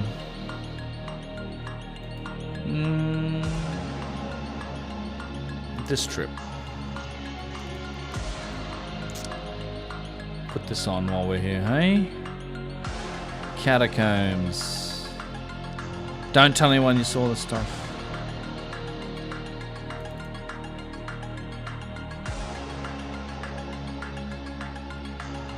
It's like all the baskets from where they were bringing stuff up. This is down like underground at Sakara. Some of them have shafts that come down.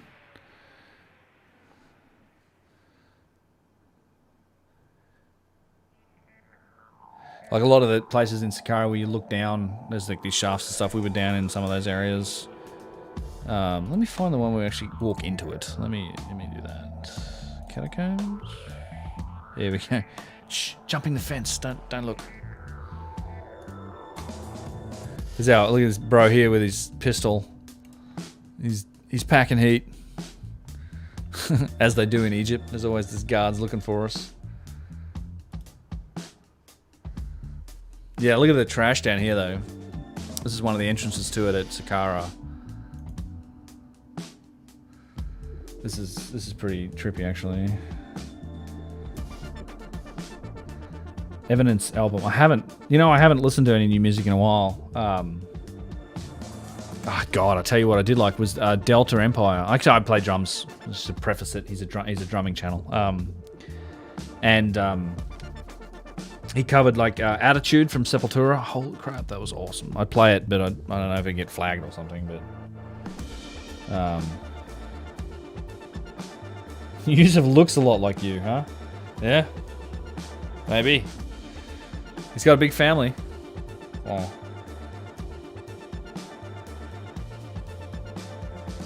Maybe, man. You never know. The moon rings like a bell when it crashes into it, like one of the lunar modules. Yes, it rang for like a day or two. That's the story. So the ceiling up here is constructed. You can tell, like some of this has been constructed. Then some of it develops then into bedrock tunnels like these. And then, so there was probably something else built on top of this area. I think Yusuf stealing my torch like he likes to do. So I've got awesome torches.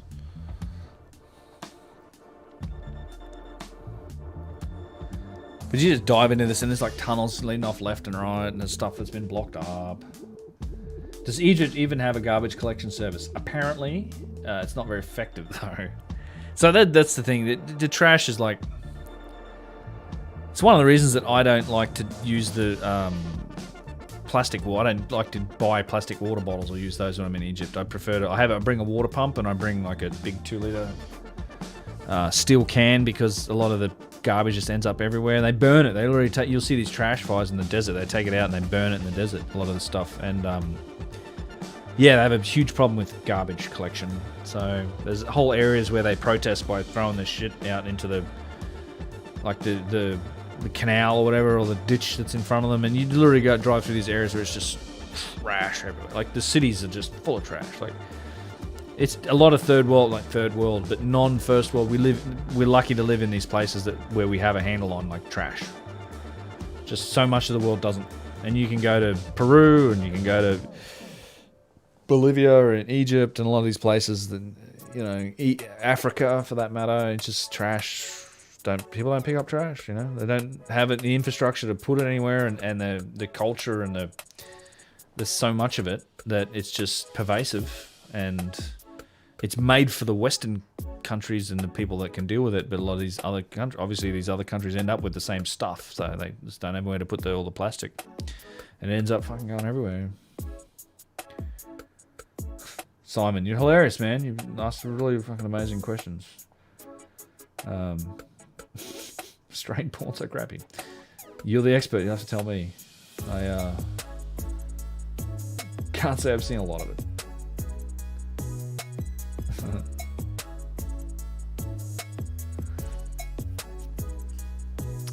More pottery. Pottery.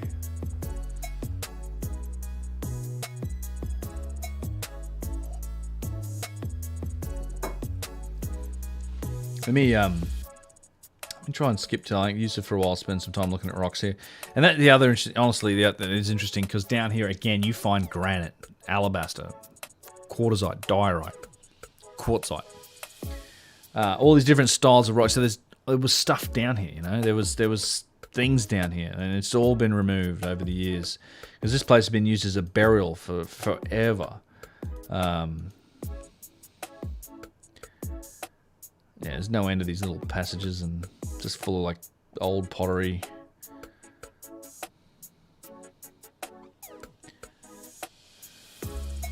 More trash. There's probably plenty of poop in here too. There's probably where half the guides go down and take a crap. The like the local groundskeeper guys. Actually, this is kind of funny because Yusuf just gets spooked by the bats. Oh yeah, here we go. some bad action here. We're like deep in the.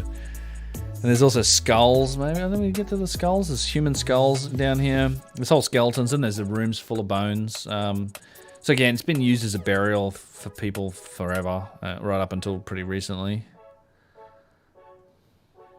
This actually is kind of interesting. American cities are turning into trash receptacles. Yeah. What about the labyrinth? Any news? Nothing that I've heard of. All I'm trying to do is raise awareness on that one. I don't know why they lead nowhere. Some of them been bricked up. Some of them are definitely like they stop. But other ones have been bricked up. Other ones are just full of sand. There's definitely. Oop, bats.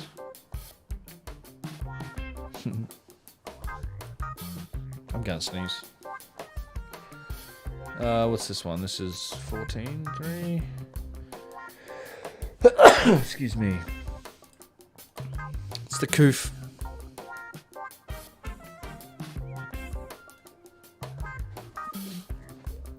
It's actually pretty good footage, just with all the bats.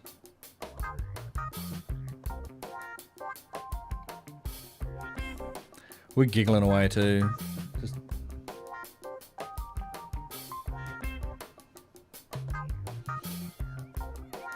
What are my thoughts on the corundum balls pounding rocks actually having been bearings? I don't have any thoughts on it, to be honest.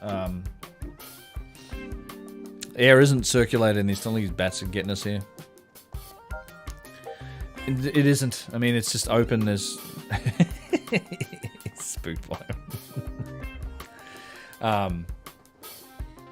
There's bats are going between us here. There's a lot of bats.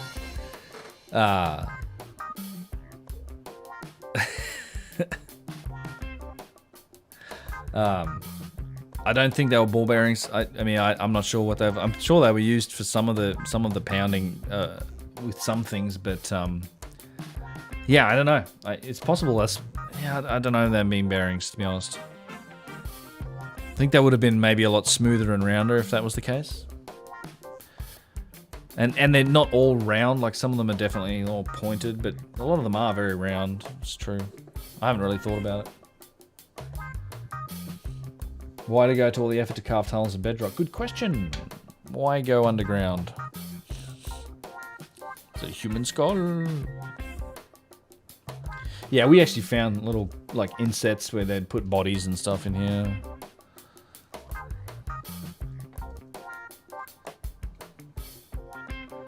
It's possible that, the alabaster or the limestone linings in the boxes, it's possible that they lined the Serapeum boxes with them too.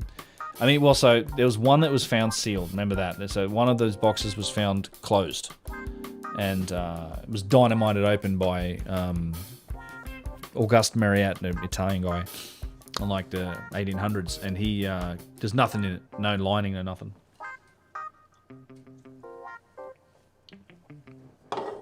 It's kind of hard to say, you know.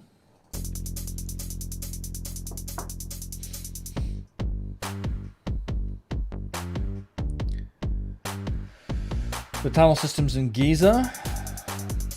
I mean, I talk about it in the Sphinx video a little bit. I do want to get into the Osiris shaft and what I think's going on there, and how it probably connects to the pyramid structure and the Sphinx.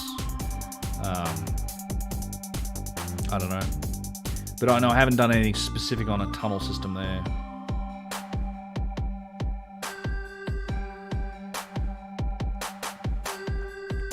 More bats. Brian Forrester may have made one recently on the tunnels, maybe. Not sure.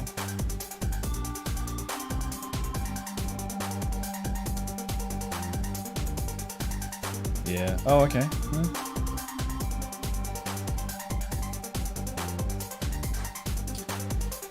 Yeah. So what I've heard about what's in front of the Valley Temple, so yeah, they did find actually you can go and find it, it's in one of my videos, but there's a tube in front of the Valley Temple that's like a metal tube, and that's where they drilled down and they found granite like 100 feet down or something. So there's something constructed down there 100 feet down. From what I understand, they actually found a boat. They did dig up in front of the Valley Temple there, and they found a wooden boat. And they found a bunch of these over the time, and they just reburied it. It'll preserve itself in the ground, and they reburied it. That's what I understand happened. So I'm sure there's no real plans to do it.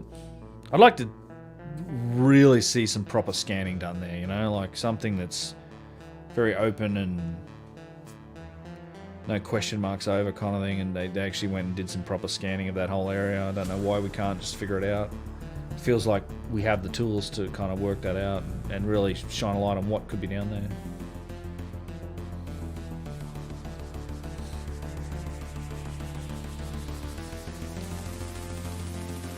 Yeah. Yeah, you can go and hammer on stuff. It's true. The quarry, go do what you want. Man, shit disappears all the time, man. I've seen stuff disappear since I've been there. There's the stuff that the drilled pieces of alabaster at the Step Pyramid were gone in the 2 weeks we were there. I've been around Giza with Yusuf, and he's found several pieces. Like there's one big round piece of stone with a big tubular drill all the way through it. That was like a big heavy piece, but nothing two guys couldn't have carried off, and it's gone. Like they do keep moving stuff, and they're gonna make it worse too. I mean, so I'd recommend getting to Egypt one way or the other if you can, because you know they're going to start busing people up to that site, and who knows, like they may just end up putting fucking glass around the whole damn thing so you can't get anywhere near it. You know, I think the restrictions are going to continue to get a little worse. They're opening up more sites, and there's always special permission-y type things to do. That you can get around a lot of that, but yeah, I don't like the trend. So yeah, Paul Cox, cheers, man. No worries. Yeah, I actually am going to play a couple games. I keep threatening to play games, don't I? I'm sure half of you are going to leave when I do it. But that's alright. Thinking about sonic drilling to explain a possible type of technology used in prehistory time with some of the intricately out-of-place artifacts. Chris Dunn talks a lot about the ultrasonic drilling techniques, although he does also, at some point, pretty much disprove his own theory, to the point where he thinks that isn't the case. That's an interesting read. It's in his book. I'd recommend checking that out. But recently, the Snake Brothers interviewed a guy on their channel. They showed me some videos from him before, who literally takes like a tooltip and ultrasonically vibrates it into stone, and he cuts out all sorts of crazy shapes, like star shapes and stuff, through stone. And then if you turn off this ultrasonic thing, it embeds this tool in the stone. It's like kind of like Excalibur in the stone, you know. and then you have to like vibrate it at the right frequency to get it in and out and make it cut the stone. So it's possible. I think there's quite likely some other form of technology was used in cutting these things. It seems like the penetration rate and everything else is too high for, you know, the methods that we have at our disposal, put it that way.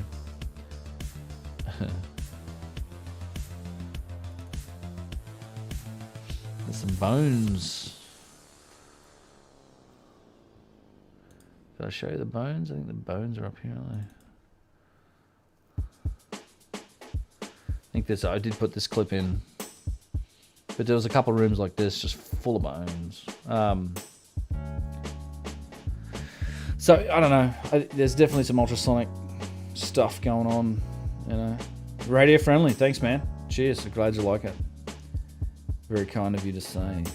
What if Marriott found riches and kept it after he said he found nothing, or some artifact he knew the Vatican would pay handsomely and took it there? What's this button? I'm gonna have to press this other button here for this. See if I can make this work. Oh, no, wrong. I don't want Discord. Jesus, go away, Discord. Who knows? Where is it? There it is. Who knows? Could be the thing.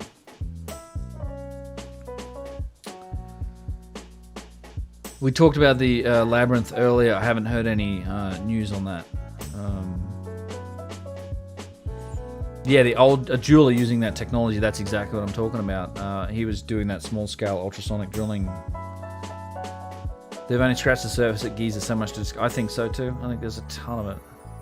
Thoughts on African, South American pyramid connections, Pyramid of Sun versus Great Pyramid, possibly an offshoot civilization or a second go after Cataclysm. I still don't know about that stuff, hey? Like, I think there's definitely something...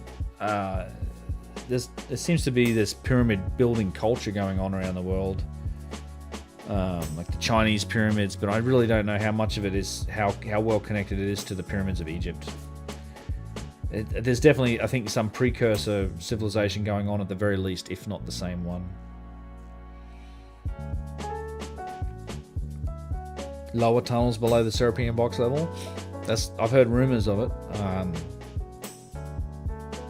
Guinness. Guinness. You watch my videos repeatedly. It's my favorite content in general. It's also really enjoy Warzone. Hope to meet you someday in Egypt, Peru. Love from Ireland. Cheers, man. Guinness is good. Thank you. Yeah, Warzone's fun. I've actually haven't played Warzone in forever. Started playing it again just recently. I'm just gonna blow my nose. Because you guys get to share that with me. All right.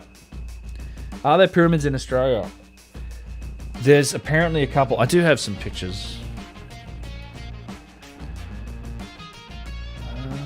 Somewhere.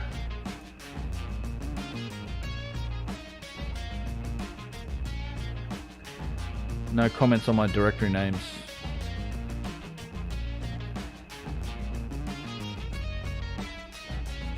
Crazy people shit. Never mind about that.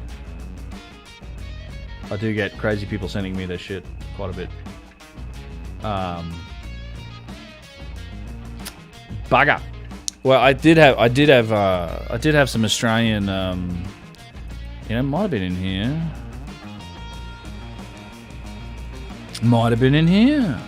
Oz Pyramids, here you go. I knew I had something somewhere. So this is in Gympie. This is what's supposedly the Gympie Pyramid. Its base. This line here is on Google Earth measures to 97.4 meters, so nearly 300 feet, 100 meters. So that's the dimensions of it. I don't think it is. I think people have looked at it online. So there's apparently 3 of them. Here's another one. And this line here is 115 meters, so you can they're like these 300 plus feet sides to them. Just satellite images that somebody sent me, and I did a bunch of looking around on Google Earth. Another one. It's a smaller one. This line here is 61.5 meters. It's kind of tough to say, you know. I think some people think they're vineyard somethings or others. I don't know. It's hard to say.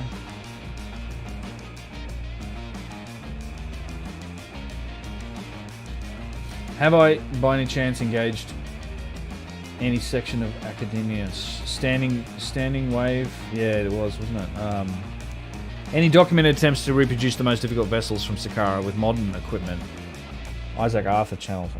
Yeah. There's definitely people that have tried to do it with primitive methods. I don't know if there's people like trying to replicate them with... I don't know of them myself. There may be people that have done that. I don't know. Have I engaged any section of academia on the precision stonework which appear irrefutable? No, but Chris Dunn has, a few other people. I do have a number of academia people that I've been in touch with and that do talk to me and that believe and are on board. But it's hard to get these people to do that, sort of come out publicly and sort of share a lot of that stuff, because it tends to be career threatening when you start like saying Graham Hancock has got a point and that sort of shit. The Mount Ziggurat Culture Bible, when most high professional nations. Yeah. Don't know about that comment, the Mount Ziggurat culture in the Bible.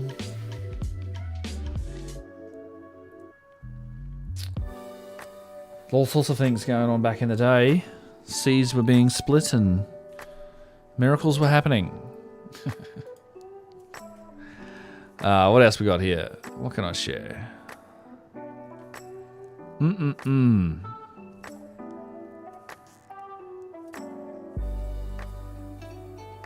The lost box of the Menkaure pyramid, is that similar to the Black Pyramid box? Also, what with the Noptic box from the Black Pyramid pre-dynastic? Possibly. So Menkaure is on the bottom of the ocean, unfortunately. I don't know who lost that one, but was it Vice or someone? They got lost at sea. I just saw this here for the first time. I don't believe it. Little something different. Cannot render the file, huh? It's just either mountain bike riding or it's going to be... It cannot render the file. Huh. I do have that issue sometimes, rendering the file.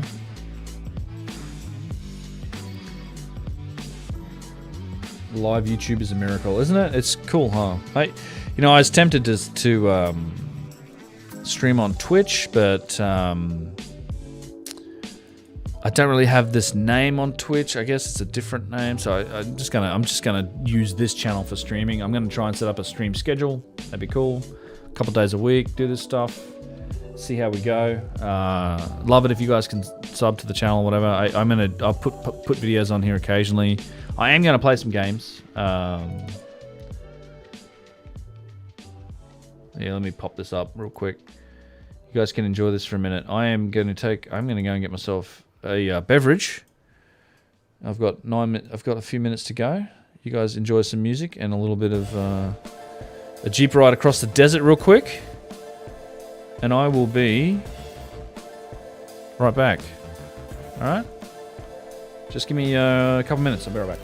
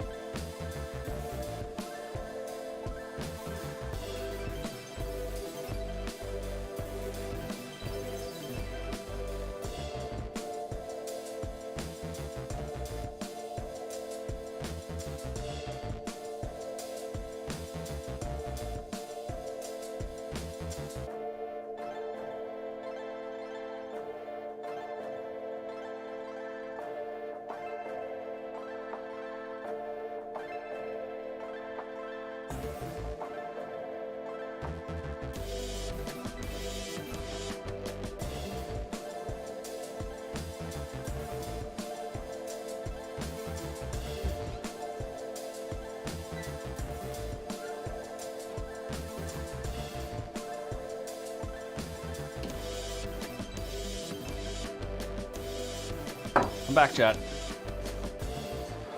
Turn this camera back on. Hang on. Ben has gone for a dump.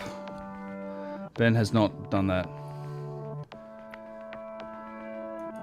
You are teetering on the edge, my friend. Teetering. Me right-clicking on your name, pressing another button. Nah.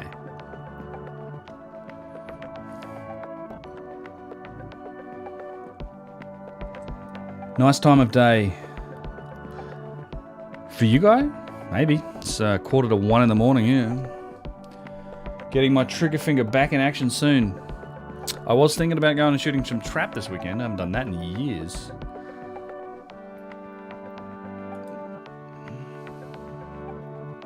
Oh, we missed the best. This is the best shot. I zoom in on this, by the way. I do it in a couple things, but I don't know if you can see this, but the camera pans and tracks these birds that are flying sort of left to right across the screen, and they go across to Abu Ghraib. It's kind of cool. You zoom in on that shit, it's such a nice shot. I like driving around in the dunes, you know, and this is quite the experience of driving around in the dunes.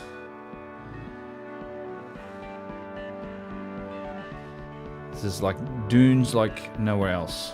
Sand dunes. Big bugs.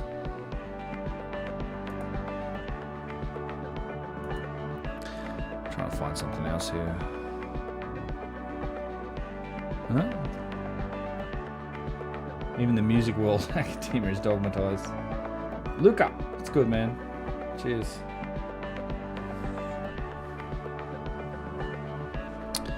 I am... Where is it?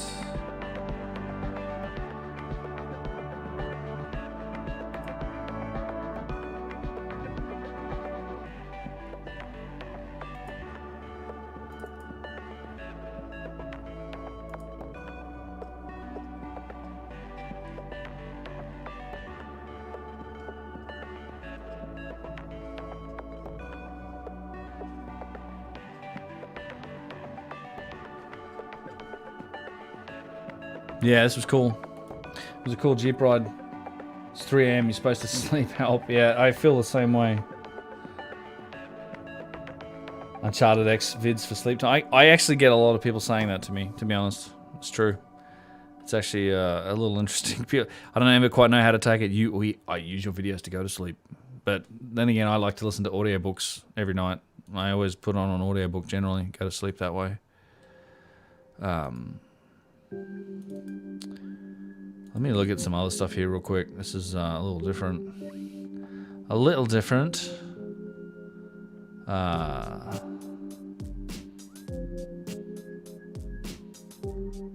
Where was... There was one thing here I wanted to...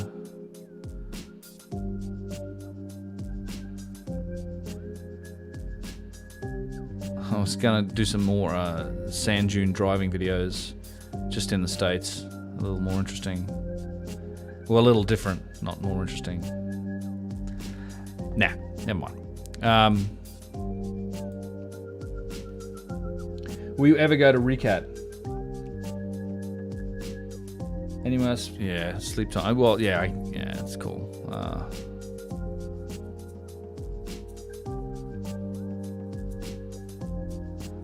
Yeah, I'm gonna put this one on in the background for now. Abby, see ya.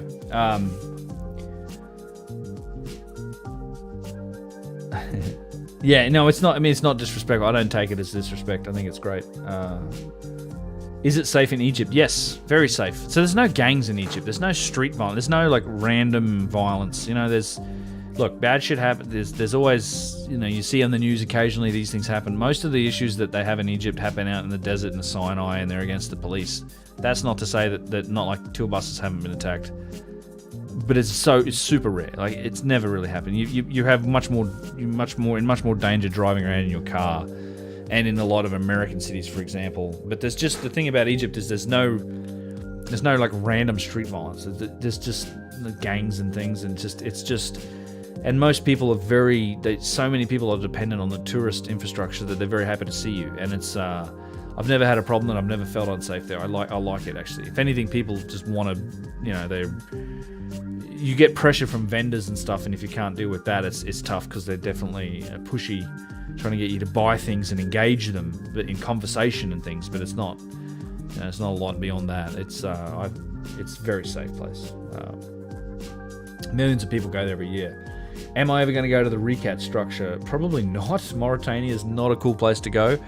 I've talked to Josh about his experience there. I mean, he had guns pointed at his head, like loaded AK-47s, like drugged out border guards, and like walking across dead bodies and having to just go through the most awful conditions to visit that place. So probably not. That's not so much anything I'm super interested in seeing. Plus, I don't actually think it's Atlantis. I'm not a RECAT structure believer. I'm sure there's some interesting archaeology to be done out there, but I don't believe that place is Atlantis. I think there's a lot of issues with that theory. It's interesting, and I think it should be investigated, but I'm not on board with it.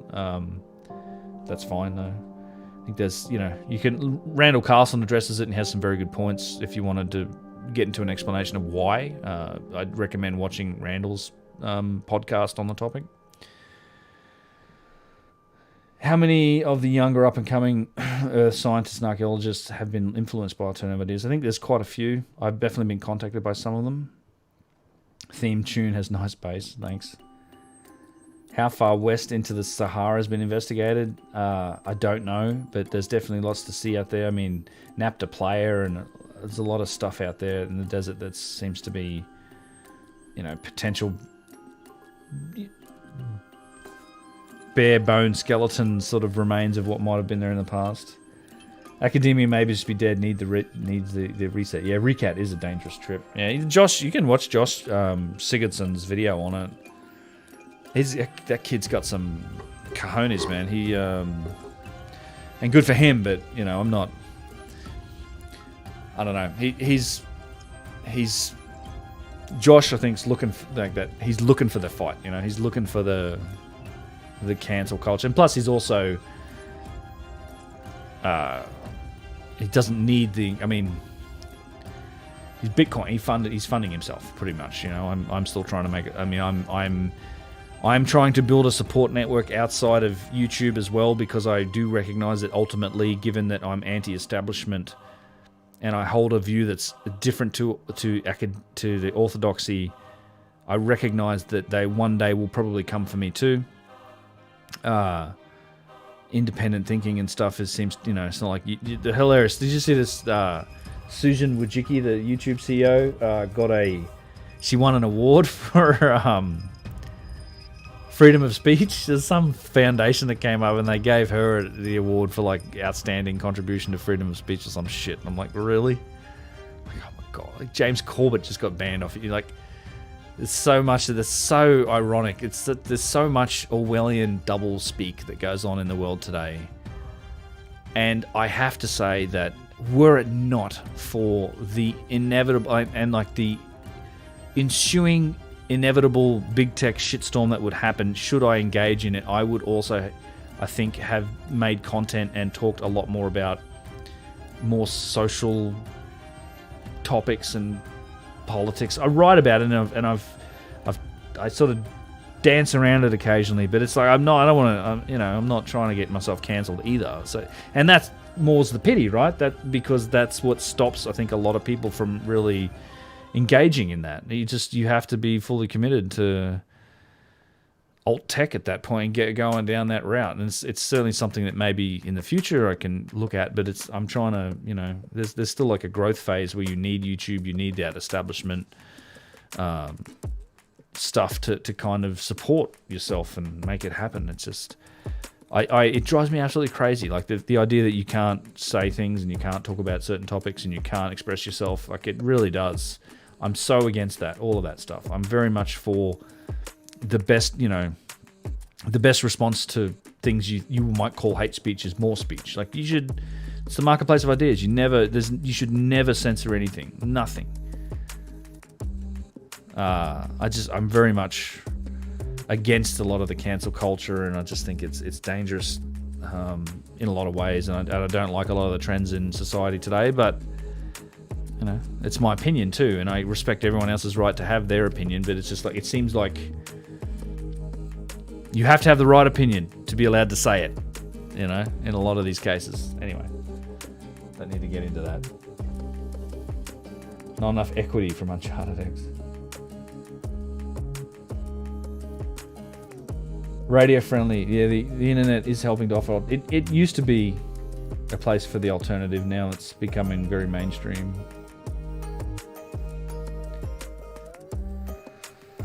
Let me catching up on chat here. If only the master builders went cryptic and the data keeping was more decipherable, leaning towards the geopolymer idea now. Yeah, who knows? I've still got my doubts on that one. Ben hitting us with the suspicious observers theme. Oh yeah, you visit Egypt in 20. Yeah, so you get a lot of that. That's part of the routine. Is you definitely get the old Toyotas full of dudes with AKs. I got tons of footage of that. If that's the sort of thing you're interested in, that's how they do it. The award was hilarious. Yeah. Azores. Yeah, I think that's the most likely place too. I agree. For Atlantis. Maybe the Cataclysm series created the Sahara Desert. Well, definitely there was climate change on the back of the Younger Dryas, and I think that Sahara was one of them. Like parts of the planet went to deserts, parts of the planet went to ice, parts of it went to lush, jungle.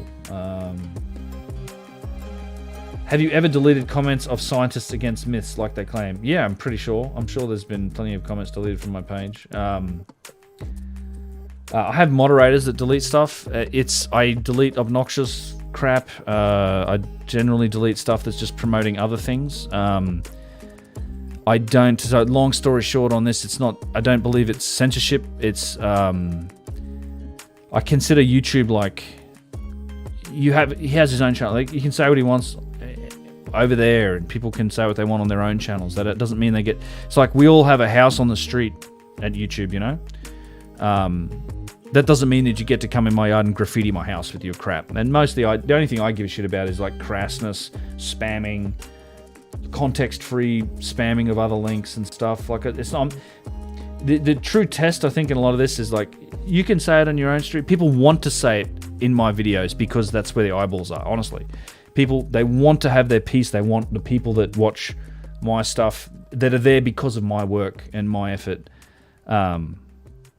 To read their thing, so that it's kind of like this, want to hijack your eyeballs and your effort to put their thing in. And you don't have a right to do that. You have a channel, you can say what you want over there. It's like you write whatever you want, and you can make videos about me. Lots of them have. Fine, I don't care. Do what you want, but it doesn't mean you get to say it on my house, in my place. And particularly things like I've got some moderators that don't like context-free links. I don't like them either. Like if your only response is to paste a link to another YouTube video, no. I don't see a reason why that has to be there. You can put that on your own channel and see what people want to do it. I often tell people, like, if you want to get my attention, write a comment on my website. I post every single video of mine on unchartedx.com. It's got a comment system. I get maybe six or seven comments per video, per upload. It's only people that actually want to get my attention or haven't engaged with me that write those comments. That's the test. See, people want to put it in my YouTube page because that's where all the eyeballs are. They want everybody else to see it. It's like Twitter. It's this. I want to be confrontational. I want to be antagonistic. I want to start a fight. I want to get eyeballs to me, away from this other thing. No. So I don't. I sort of reserve the right to curate that environment a little bit. And I don't read them. I don't spend much time doing it, but I have some moderators that do. So I'm sure that they've had comments removed, if not banned. Like the last video, I put up a video. The last video I put up about the drills, or the bowls. Like one guy literally posted the same response probably 100 times to every comment that was like, "Wow, this is amazing." He's like, "Here's how it was done, YouTube video. Here's how it was done, YouTube video. Here's how it was done." You're like 100 times. Like that's bullshit. You don't get to do that. Fuck off. Make your video. People can go and search it and find what they want, but you don't get the right to do that to all the people that are there because of my work. And anyway, you get my point. Like people want that because they want their own eyeball. It's attention seeking. It's coat writing. It's bullshit. And I don't have any obligation to respond to it. No one has. I mean, like Milano and these guys, they can make videos about me or whatever. I prefer to let my videos do the talking. I don't need to respond to any of it. I feel like I do respond to most of it in my work. And the stuff that I've seen of theirs is just so full of logical I had a long section in one of the videos that tried to make a point about arguing on the internet, why it's a waste of time, and logical fallacies. Like I've written so much more about logical fallacies and arguing. I cut it all down. I try to pack it into I think part 3, the quarrying and logistics video.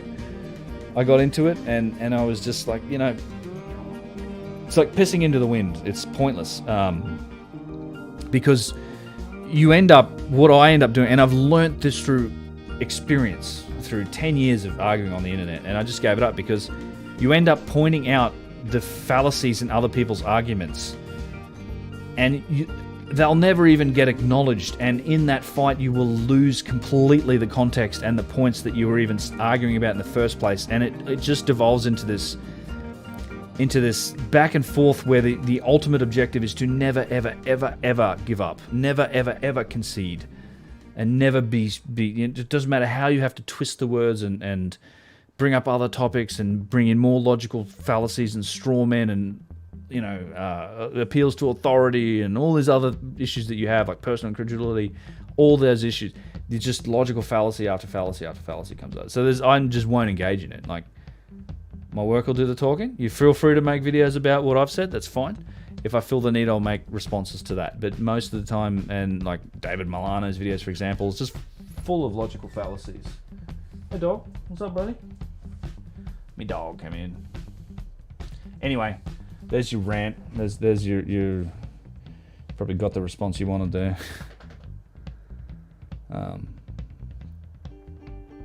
So that's how I think about it anyway. But honestly, with YouTube comments, I can't read them all. I wish I could. People that want to engage with me, let's talk on the website. Send me an email. Even I'm 3 months behind on email as well. But so, and I'll say this. I will say this, because this applies to more than just their stuff in particular, like my critics or whatever. I don't care. That's fine. I generally don't like. I mean, I will admit to like a guilty pleasure of laughing at flat earthers occasionally. Like, it's funny. But Simon Dan, big channel, right? I won't subscribe. I don't support his model, man, because all he's doing is. At some point, when you are built, there's so many of these on YouTube. I don't like it. There's nothing. You exist to tear down other people's stuff. Like, there is so many channels that their entire model is, I'm gonna find something to tear down. I'm gonna find this guy said this about this. I'm gonna tear it down. This guy said this about. I'm gonna tear it down. That's Simon Dan. That's all he does. Like he finds guys that have literally like 20 subscribers. Their videos have 300 views. And then he goes out to 460,000 people making fun of. He's basically making fun of the short bus kids at some point. Like that's his entire business model. It drives them off the internet. They get ridiculed and ratioed into oblivion. Probably get made to feel like really dopey buggers, and they'll have a good laugh at him. And on some level, it becomes sad. And you realize that in his entire business model, that's what it is. Like his whole lifestyle is built around nothing but confrontation and making fun of other people and tearing down other people, even if it's a craziest idea in the world. So I have a big problem supporting like those channels. I think a lot of people exist on the internet, and content creators do nothing but tear down what other people are doing. And I think there's more value in being creative and creating your own things and saying your piece and putting it out there. But there's a lot of people that just do nothing but want to create that confrontation. They want to create drama, and that exists in my space too. Like Milano, I think, is an example. Like he's free to do what he wants. I don't care. I've exchanged emails with him. I don't care what he does. He's allowed to make videos of me. Fine. But I'm never going to respond to him directly because that's all he wants. He just wants that confrontation. He wants that's his model, right? He's trying to create, and that's why I hate Twitter as well. Like, I just hate the model. Like, Twitter as a format is designed to create sort of this context-free confrontation, and I think it's messed up. So I'll use it as an announcement mechanism and stuff, but I'm never going to engage on a format like that. Professor Dave. So Professor Dave sits somewhere in between. I love Professor Dave's video on tearing down those flat Earth guys. I do. I get a guilty pleasure out of doing it. But he's definitely torn down. He's done that in a few places. He does that when he needs the views or whatever. But he also does create a lot of original content. But the funny, then this is the sad part, is Professor Dave, like his actual original chemistry content and whatnot has hardly any views. The stuff that he gets views for is where he's in these arguments and these dramas. And I just look, you can like that shit. You can watch it. I get a guilty pleasure out of watching it. But I don't know. I have a problem with the model. And I think there's too much of it, you know. So I have this, look, just a bias. I've got my own opinions, and some of them are strong. The same thing with the reaction channel video. Like, these guys that literally sit there and go, "Oh my god, did you fucking hear that?" They're like, it's like, watch me listen to a song for the first time ever. And people literally, it's the whole reality TV thing at some level. Like, people they make their lives around this shit. Fine, free to. I respect your right to do that. I don't have to like it, and I don't have to support it, and I don't. So, anyway, sorry. Let me catch up there. Ranting, got me ranting late at night from deleting comments. Oh my god. Yeah, I curate my comment section occasionally. Not that often. Just obnoxious bullshit. And then I have some moderators that do stuff that piss people off, and I don't care. I trust my moderator's judgment usually. I can review them if I need to, but I've had a couple of people come at me about that. But whatever. I fell into that trap of trying to have a logical debate with a mainstream on a Twitter, found out he wasn't interested in the truth, just attention. That's how it goes. And arguing on the internet, 99.whatever% in that percentile, the objective is to not lose. It's to never admit defeat. You are never wrong. You will find a way. You twist the words, you change the argument, you do what you have to do. Someone's going to sit there, and man, I spent in my 20s, forums. Anyone been on forums? Like performance forums in Australia, big one. Car forums, in political topics, whatever it is, climate change, it doesn't matter. Topic, just arguing on the internet, waste of time. Waste of time. It doesn't matter what you do. 99% of the time, you're just wasting time. Like, there's no winners.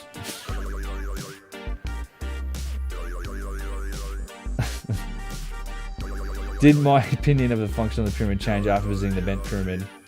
That's a real mystery. No, not really. I don't know what the hell's going on in the bent pyramid. Ways to attack with the truth and crush them, engage and inform others who are listening. So that's why I honestly, so this whole philosophy around arguing, and I think context matters, details matter. That's why a lot of my stuff is, I consider my words, I write them, and I review them, and I edit them, and I am careful about what I say, and I mean what I say, and that's why my videos are long. It's just the way I work. And a lot of people, maybe it's not the most effective way of arguing. You know? There's lots of other ways of being persuasive, convincing people, but for me, I'm doing it my way. I'm glad people like it, and I'm glad I get to keep doing it. Honestly, and I want to keep doing it, and you know, I just I'm sure there's other ways of doing it, but that's why I do it that way. I try to be real careful about what I say, and context matters, and the long form matters, and so I try to let my work speak for myself. I'm not interested in Twitter shit fights with people, which happens a lot, and I won't engage in the back and forth with a lot of these guys because I'm not in that. I'm not in it for the drama, and I have no interest in any drama. A lot of people, that's all they want. So, underwater pyramids, it's possible. Negative energy. All that negative energy has to be exhausting. Michael Greco, good comment. You know, I was trying to talk to someone about this. If anyone, and this is like a PSA for content creators, if anyone's interested in doing it, and it's a lesson I've had to learn. I will say that far and away that I get positive feedback. Look, I am very, very, very much, and I don't think, but I don't think either the super positive or the super negative stuff has any place rattling around in your head. So you got to try and ignore both of it. You can't let the positive stuff go to your head, like people think it's great. And at the same time, you can't let the negative stuff get in your head. And that's a real challenge because it's very easy to fixate on the negative comments. I used to.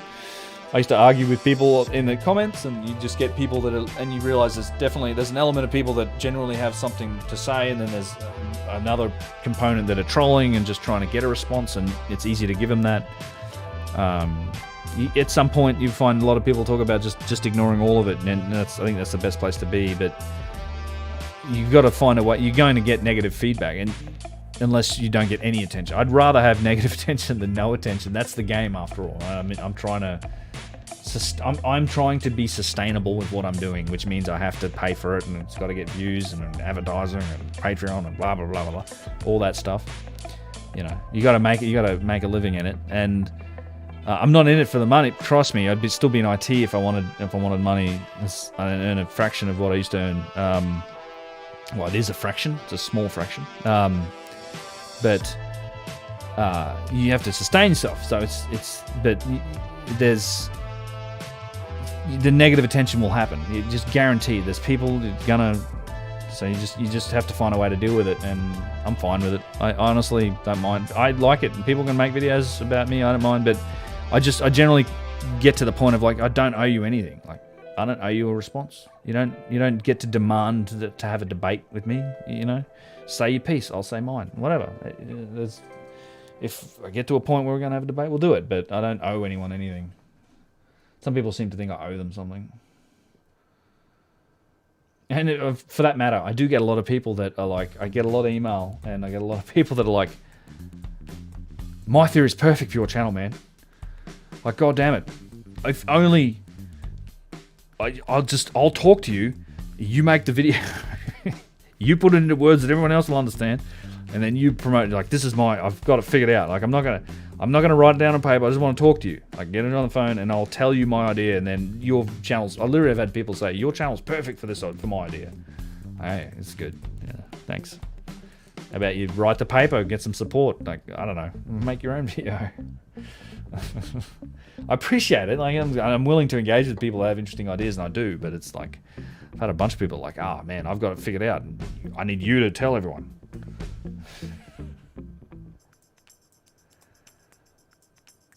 Yeah.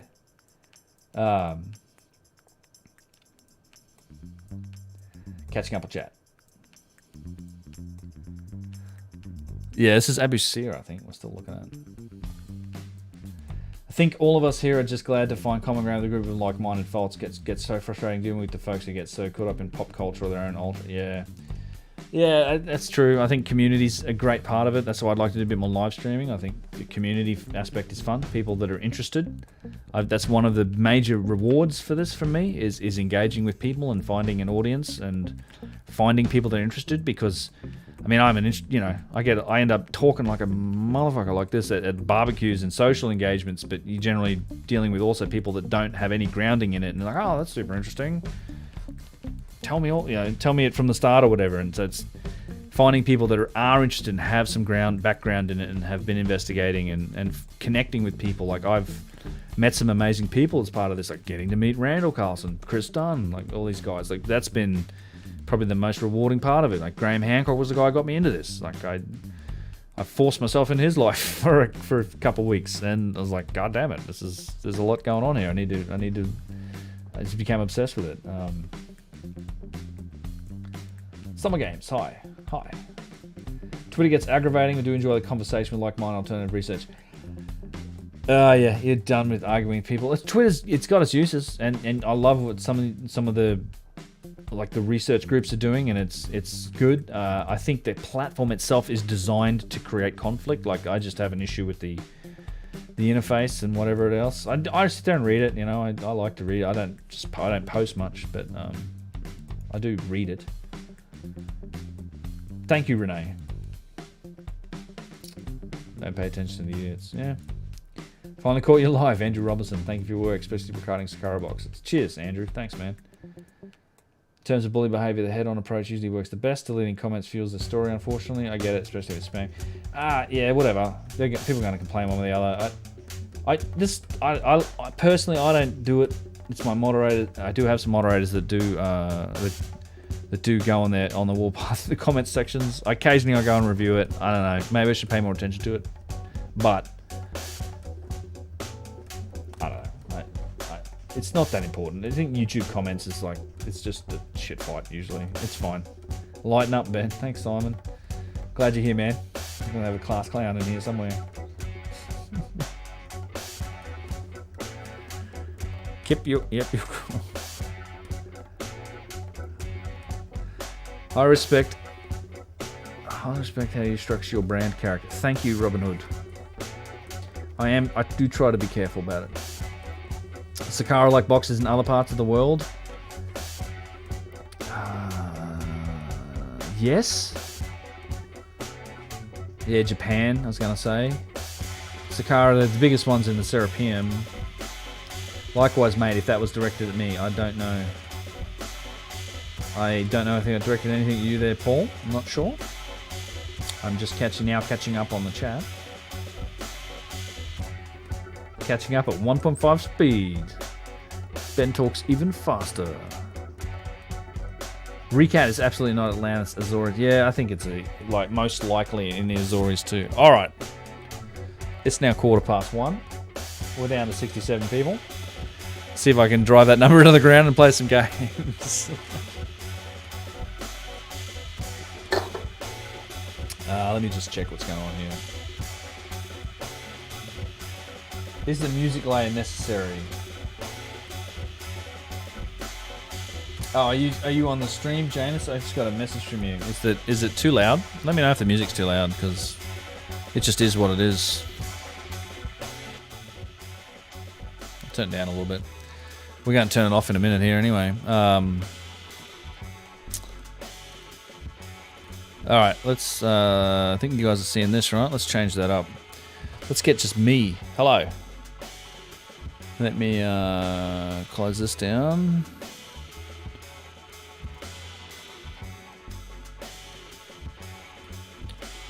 Alright. Nope.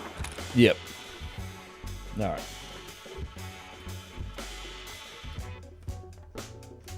Assyrian has a precision box also.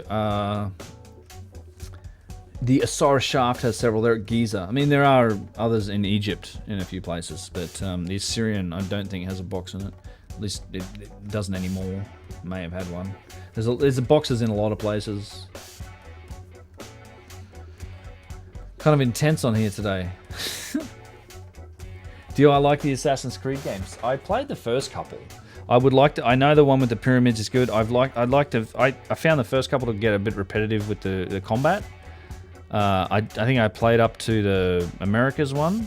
I think that's 3 or something. I have like a PS3. I'm not a big console player, and I played them on console. So I like the story, the first couple, but once they start like just pumping that crap out every year, I don't have the time to play this sort of games constantly. I'm interested in the one that you run around in Egypt. I know that's a thing.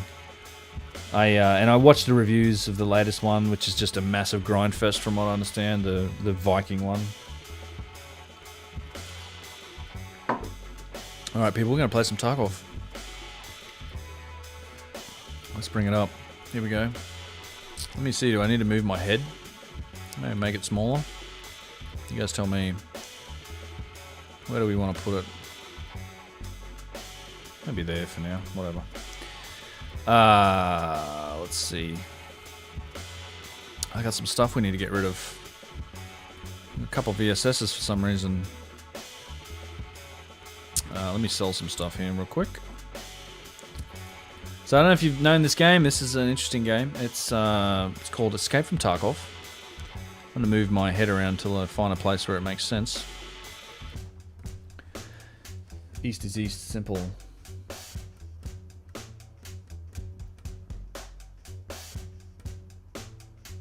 Awesome, Ben. Cheers, Galen. Good to see you, man. We selling some VSSs and SKS. Get rid of this crap. Don't need that. Get rid of that. Let's see. Did we have anything in here? Yes, we did. MP5. We don't want any of this. We're gonna sell all of this, except for the sugar. We'll keep that. In fact, we'll put the sugar in the Eskies. The coolers. I have some food in my coolers. And stuff in all of my boxes here. And we're just going to empty all of this crap out and sell it. Oh, we're going to keep that 7.62 AP.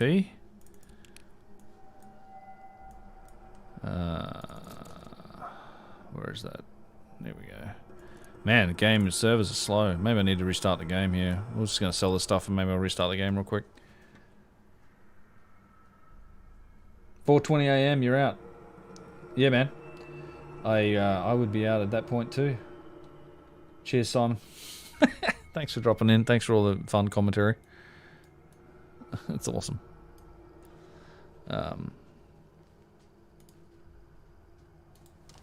What's up, dog? I got my dog coming in and out. I think he wants something. Should probably take him out to pee at some point. Shoddy. Do I want any more of this crap? I'll take that, I suppose. That is what the argument is for all other locations. Forget. He said due east, and that's what he meant. Oh, you guys are still talking about Atlantis. Yes, yes. We'll keep that CPU. We'll keep the G phone. We will sell everything else. And then we'll actually get into some, you know, raids and stuff. Let me just sell this stuff first. So we can sell this on the market for 37. We will sell this thing. These are worth a bit of money. 161,64666. Okay, the rest will just vendor. Put that Momix on. Dealers, Ragman, sell. Just gonna get rid of some of this crap. Get it out of here. Get rid of that. Get rid of that. Get those. Get those. Steel. Let's get rid of the MP5. Get rid of all this other crap. Deal. Sell this other stuff to Therapist. Even though we sell our Bitcoin. Bitcoins have come down in price. Holy crap, look at that. It's only 325,000. They used to be 800,000.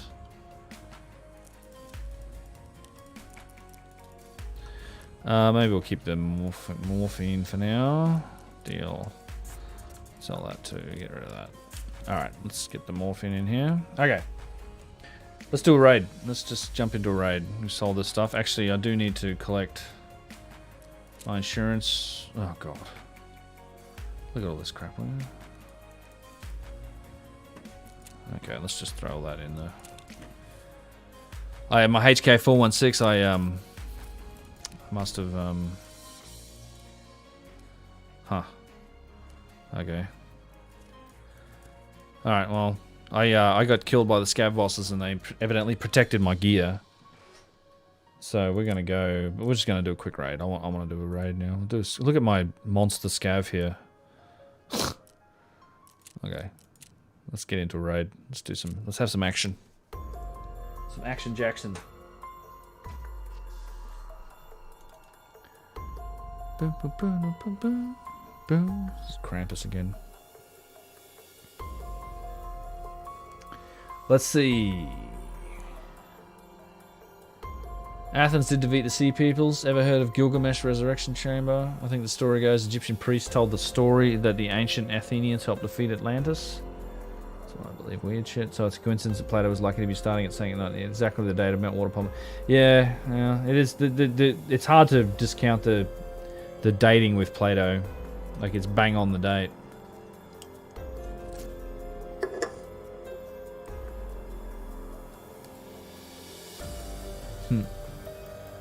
You ever heard of Gil? I haven't read this guy's comments. Atlantis is fake, guys. Plato said Athens defeated Atlantis. I wouldn't say Atlantis is fake. I don't. I think there's a lot of credence to the story.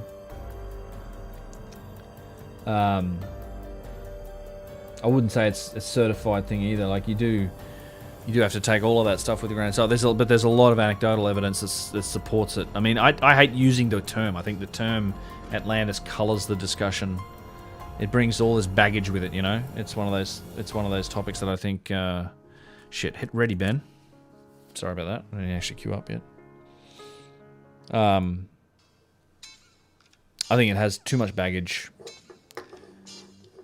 It's the A word, you know. I think there definitely is evidence for an advanced ancient civilization, whether that was Atlantis or whatever, or whether there seems to be a lot of evidence around that. I'd like, again, it's something, I think we should be open-minded to it, investigate it, and trying to find concrete proof for it. There's definitely some anecdotal and circumstantial evidence for it, as much as there is for a lot of the stories that we consider as fact in history, you know. If you twist that story slightly differently, it would be fact. It'd be fact. There's all these things that are basically the same amount of data, the same type of data. For so many other things in the story of history, we just consider as fact because it fits in to the rest of our picture, you know, like the way that we look at it. It's like that. It's not like it's a small amount of evidence, and it's the same amount of evidence that gets used to kind of verify and justify so many other things in history.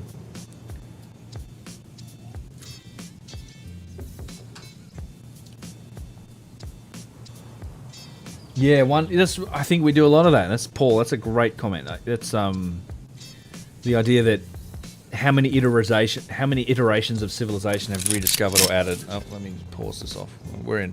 All right, we're actually going to fight here. 13 minutes left. Jesus, get out of there. Well, we're getting right into it. We might die straight away, but we're getting into it. Someone here. 2 people here. Fuck, I'm dead. We're right on top of people right now.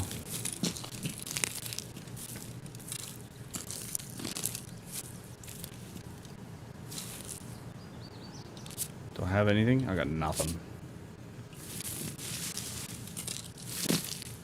There's a guy right below me and there's a guy up here.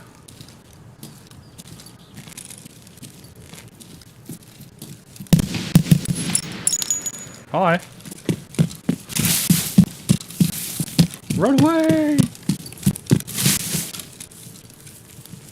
There's someone over here too. We'll come back to that guy. I just want to check if there's like a better gun or something over here.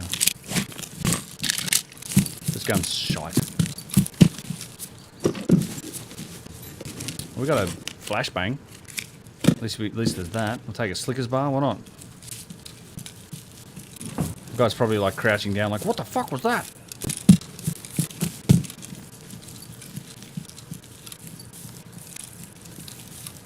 So let me know if the audio is crackling.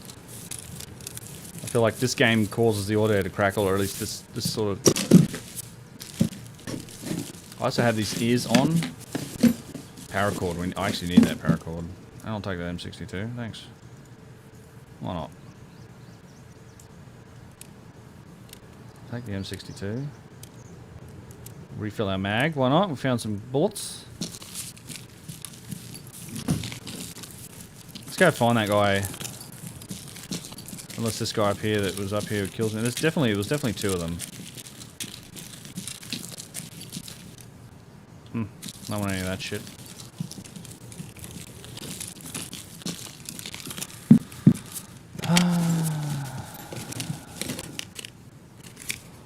Morphine, great.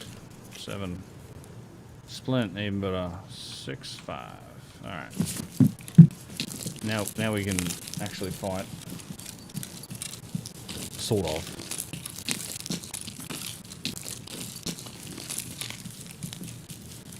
Don't know where that guy went. Now I sprayed him down. Let's just find out. Fuck it. Wanna live forever?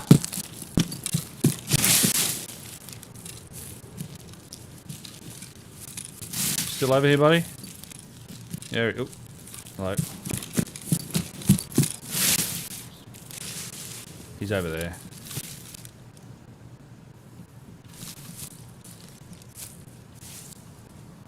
You can hear that guy, right? Just out here. Just walking around here.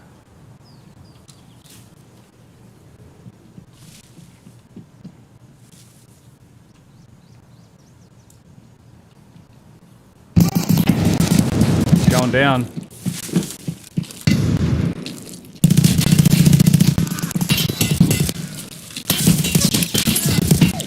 Fuck you.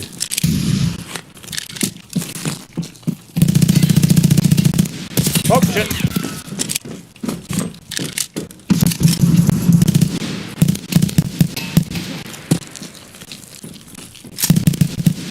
Oh dear. I'm so out of ammo. This is a problem. I don't have any bullets left. I'm so screwed. Give me a gun. He's got nothing. I've got nothing. Alright. Hiya!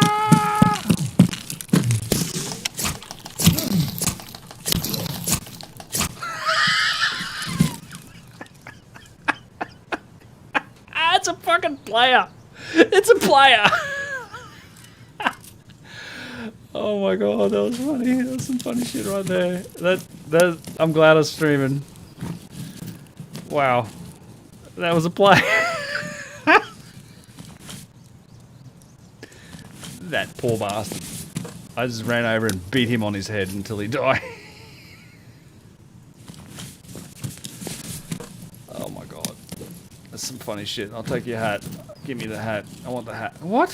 Why can't I wear the hat? Give me the hat. Okay, give me the fucking hat. What? Can't wear both that and that. Alright, so, alright, fuck off. Where's contacts then, shall I? Take those too. Okay, what have we got here?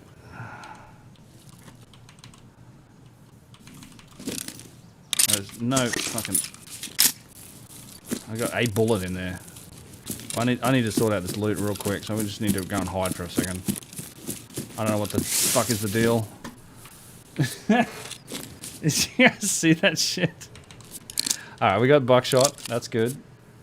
Can we put... We got no bullets in... Alright, we're loading some ammo. Okay, let's just do this.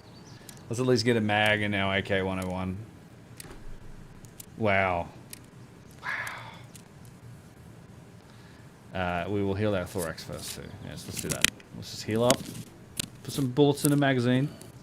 And then make our way to the exit or something. I don't really care. I don't need any of this gear. I like the paracord because I have a quest. But that shit was fucking hilarious, I gotta say.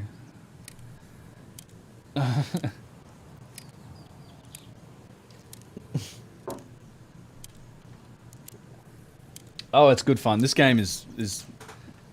Oh, shit.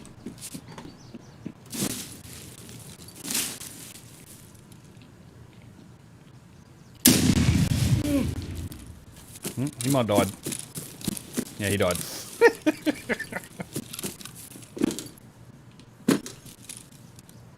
Someone else over here.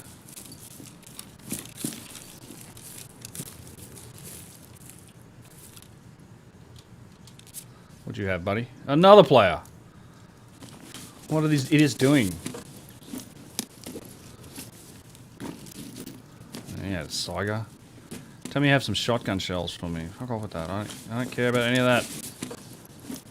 Look at this crap they have. I don't care about any of that. I'm gonna get shot in the head here. I just want some shotgun shells. Whatever.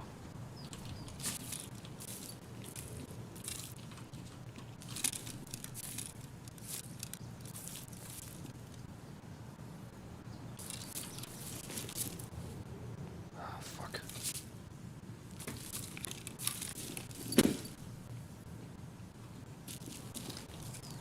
I'm gonna die here. I literally don't have any... That guy right there.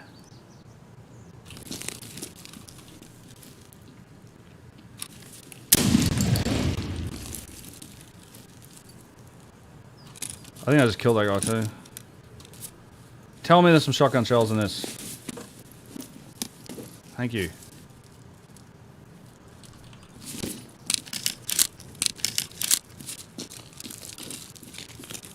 Alright, motherfuckers. Just give me a minute. Just a fucking minute. On my own. Just give me a minute. Hey, you guy has a TOS and 45,000 rubles. What shall I take? And a VOG. Alright, I'll take that. Sure. Why not? Fucking. Alright, we're nearly full here, I'm pretty sure. Alright, we have a gun. We have a gun. Alright, let's get that going. Alright, good. Now. Okay.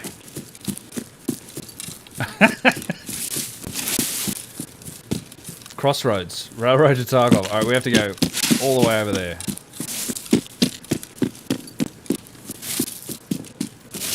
We might even, Did you hear that?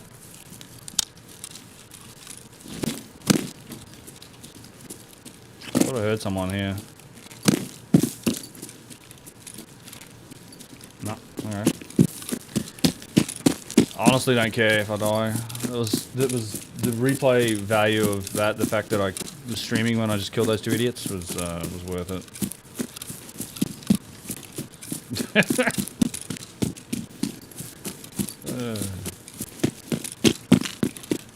We got a long way to go. Whatever. Thinking about loading up another mag. Oh, we'll just whip out the shotgun if we need to. Let me just make sure it's loaded. Loaded. Alright. Not a bad shotgun, actually. Did the job. We'll kill those jabronis with it. Where are we going? Railroad to Tarkov or Crossroad? Let's go Railroad to Tarkov.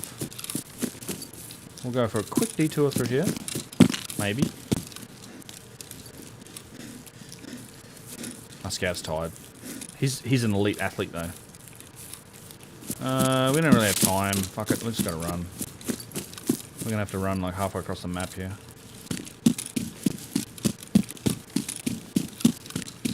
I'm using yucky ammo. This gun's not bad, but it's got 8.55 in it, which is just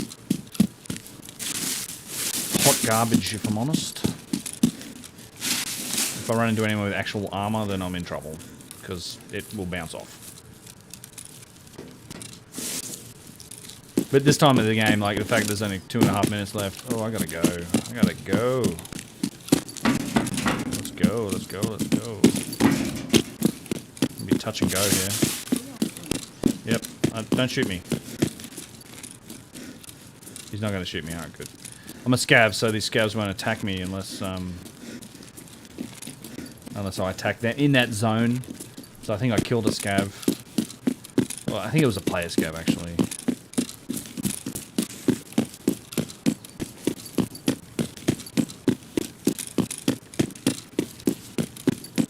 Is there no super chat? There's not in this, so that's why I'm kind of interested in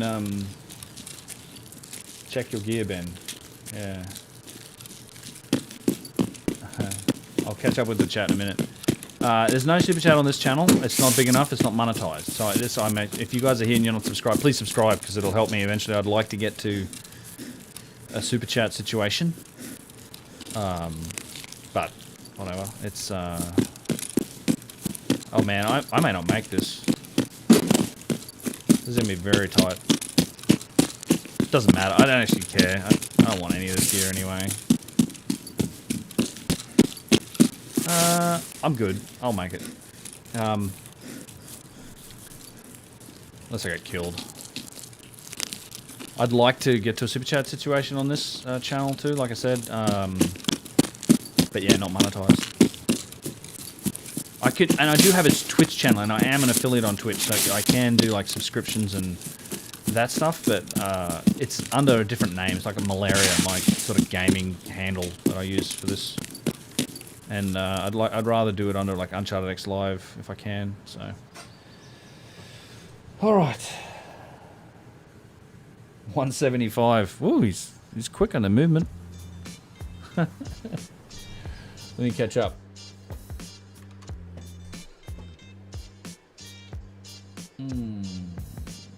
Let's see. Scrolling up. Let me look.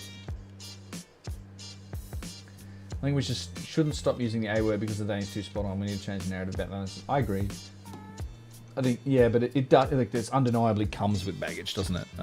That's my issue with it. It's just, you end up, you can mention it, but then you end up defending, it's like saying, you know, climate change or whatever. It's just like so much baggage. If you don't believe in the climate emergency or whatever, it's like there's so much baggage with that.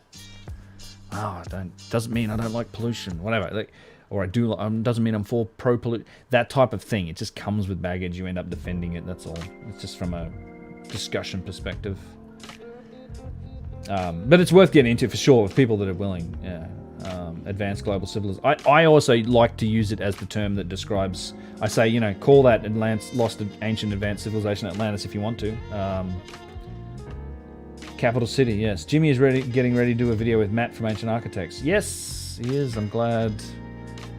I haven't spoken to Jimmy in a little while. He's going to be in Peru with me. Honestly, I'm really glad him and Matt talked. I've been encouraging both of them to do that for a while, because they would kind of occasionally needle each other on Twitter, and I think it's mostly you just go, again, it's fucking Twitter, man. It's the format. It's designed for that sort of context-free aggression, and, you know, that's how they make, you gotta have a Twitter villain of the day, like that's how it works. So, but then they actually got face-to-face and talked, and it's like, yeah, turns out they got lots in common, and they're friends, you know, might as well be. So I'm glad he's working with Matt. I'm friends with both those guys. I think they both do great work. Plato, what comment seems edgy? Okay, you guys are talking to each other. That's good. Pure talking about the game. Go shoot people. It is good stress relief. Except me, I got smoked. I didn't get... Picatinny Rail will put your eye out. Yeah, true. 3-inch... Jesus, okay. I've got some 3-inch Magnum shells in there too. Yeah. I knocked you off 420. Thank you. Bring Ben. Yeah, PMS. Ben brings knife to gunfight and lives. That poor bastard. I literally jumped on top of his head, and have I met Matt in person? No, I haven't. I did literally jump on that guy's head and sort of stab him in the face a couple of times. Didn't I? That was funny. I think he was confused. I think I flashbanged him. I think he was running away. I ran out of ammo completely, and I'm like, oh, what am I going to do? I guess I got to whip the knife out and go for it. There's nothing else to do.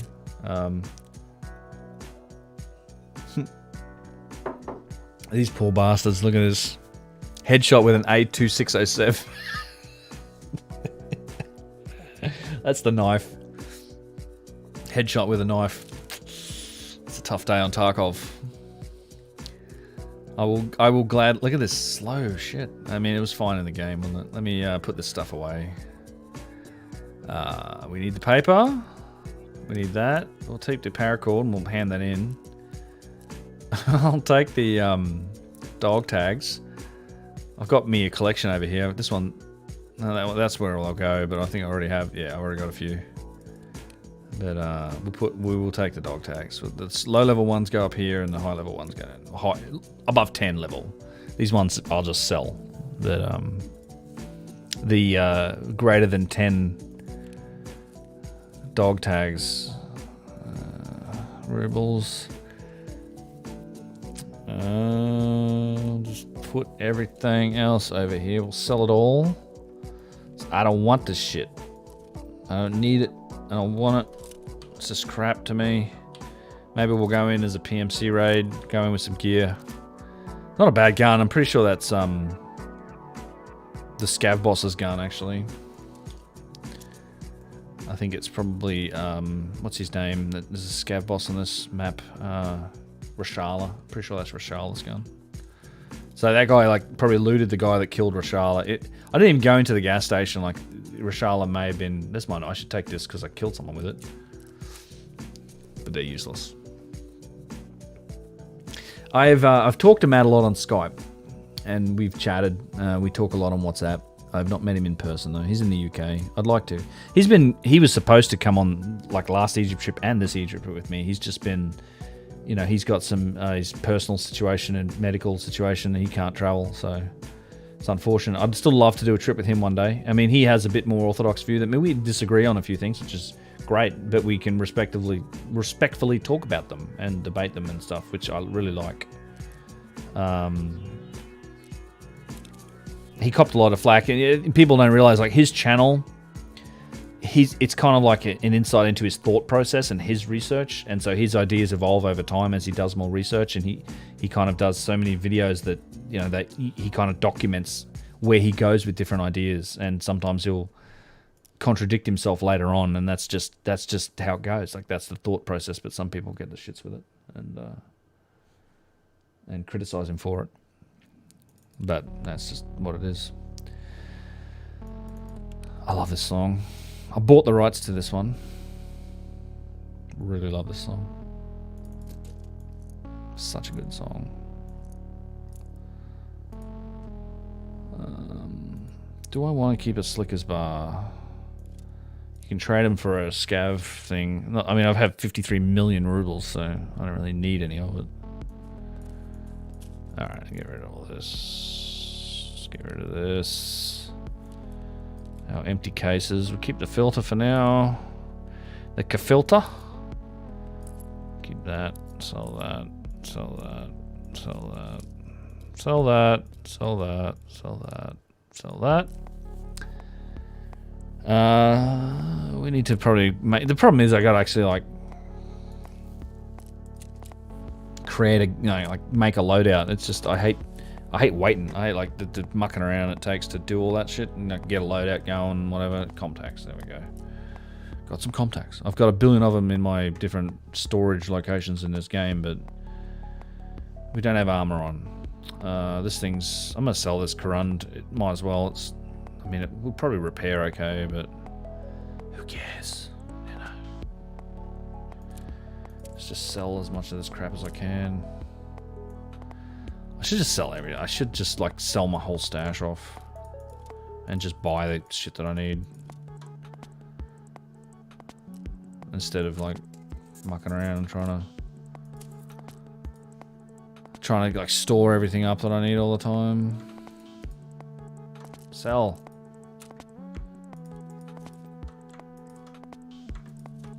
I don't want any of it. I'll keep the Ulatch. Do you do a normal job? How do you survive on YouTube money? This is what I do. I mean, I do YouTube. So I am sustainable. I'm lucky enough my wife works. Thank God she did for a few years while I was building this, but I'm at the point where it's sustainable, I think, in terms of content creation. And I have a few sources of income. Again, it's not what I used to be. I was able to quit my job at IT because I'd had a 20-year career in IT and I was very good at it. And it's always an option for me to go back to. I was in the CTO group in Hewlett-Packard. I ventured in the Central Technology CTO office, the Chief Technology Office. Sorry, Central Technology. The Chief Technology Office. I was one of the architects doing like data center and cloud architecture. And I mean, the skill set that I bring to this in terms of like the ability to explain things and concepts, and I did a lot of that in IT as well. So I spent 20 years in IT, and so I was able to, as part of that, then quit and spend a couple of years doing this, and then try to turn it into something sustainable, which I managed to do. But as a content creator, you know, as you are growing, you require YouTube. So there's part of it's advertising revenue, part of it is the value for value model that I push quite a bit. I think I really believe in that model. That's the Adam Curry No Agenda podcast model that suggests that if you get some value from the material, then you can return some of that value to the person who's making it. And I engage in that myself with people and with channels that I like. And I think it's a real interesting model. Like, I would much prefer that the majority of my money came from advertising revenue, but that's just, I'm not there yet. Like, my views aren't to that point. So I need to try and supplement that stuff as well. So the value for value model seems to work, and my content suits it. It's like this mini documentary style, I guess. And then there's a bit of stuff from merchandising here and there, you know. But it's you're scratching a living out of the internet. It's not a bunch of money. I'm just thinking, money's not my goal. Like I got most of what I need. Like I'm not buying toys anymore. I don't, you know. I'm just trying to be sustainable, sort of make it something I can continue to do. Like, I feel very grateful that I can do something I'm passionate about and that I want to do, and that people see fit to support me in any way, shape, or form. I'm extremely grateful for. Like, it's obviously it's not an obligation. It's not a expectation. So I'm very thankful for the people that do choose to do it. It means a lot, and it means I get to keep doing it. And that's what it is. Because if there was a point in 2019 where I was looking around, like I had people offering me contracts to go back to work, and I seriously considered like a 6-month contract to go back to do some stuff, like for hundreds of thousands of dollars or whatever it was, but to go and do some consulting work for 6 months in a big rollout of whatever. But it was IT stuff, and I just was like, I want to do this. I want to write a book. I think there's a book in it, and so I'm trying to make it sustainable. So I hate doing the pimping that stuff, in the videos when you talk about it. But I've got to put that call to action there to help, like, for the people that want to do it and that are willing to do it, because you need it. I can't just support myself without an income. I'd like to be able to do that, and there's some people in this field that can do that. I had some. Pukajo, the guy I used to work with there, money wasn't his issue, so it wasn't a priority. But it's like, it's just one of the reasons that it didn't work out. It was, and some other people I know that don't have that as a concern, but for most of us on this earth, it is a concern. You kind of need to feed yourself, right? So.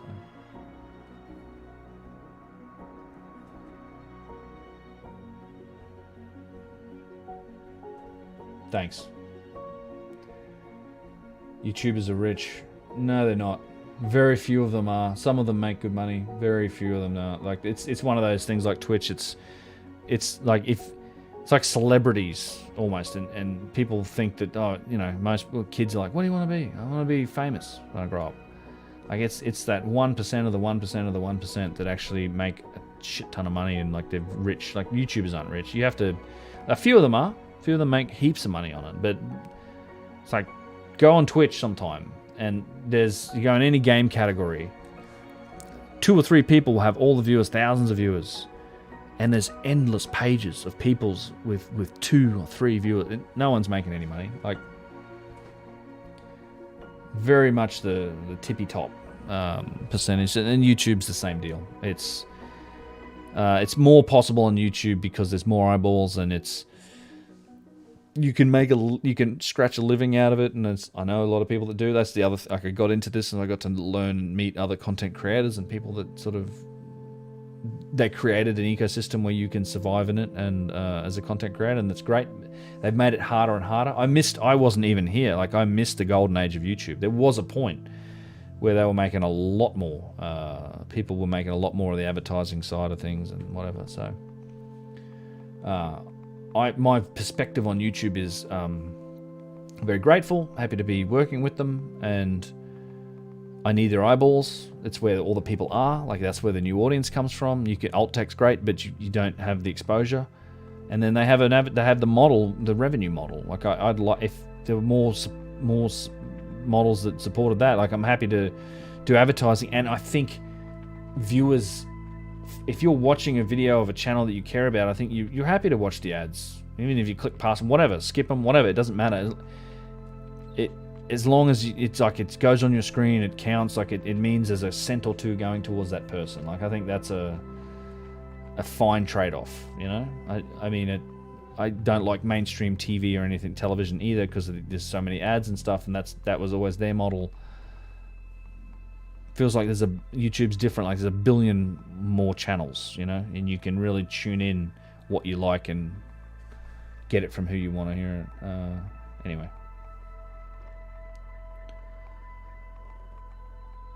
Thank you, Paul. Yeah. Who produced the track? I don't know. Do I have a crypto wallet for donations? I do. Yeah, it's on unchartedx.com/support. I do have I've got Bitcoin, crypto, any different currency. Just if it's not listed there, ask me. I've probably got it in one of the wallets, and I can give you an address. Thank you. Ordering some merch soon. Yeah, the merch is good. I don't make much from it. Mostly I did the merch so I could I could buy my own t-shirts. Huh? Gotta wear your own gear, and that was the driving motivation. Most of my shit's priced super cheap. Like I make $1 or $2 maybe on a shirt. I don't know, and then they tax it and they take their Teespring takes their cut.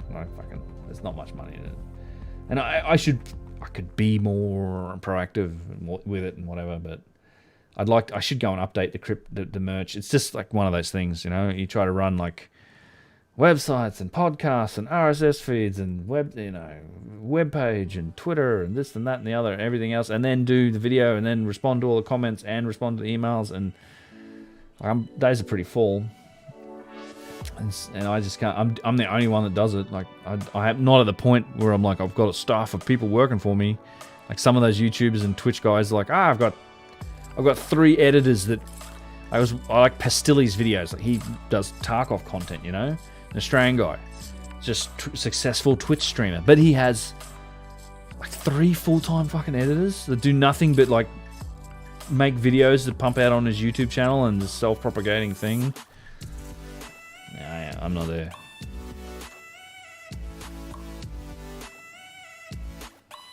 No sound? You getting sound or what? You can hear me, yes?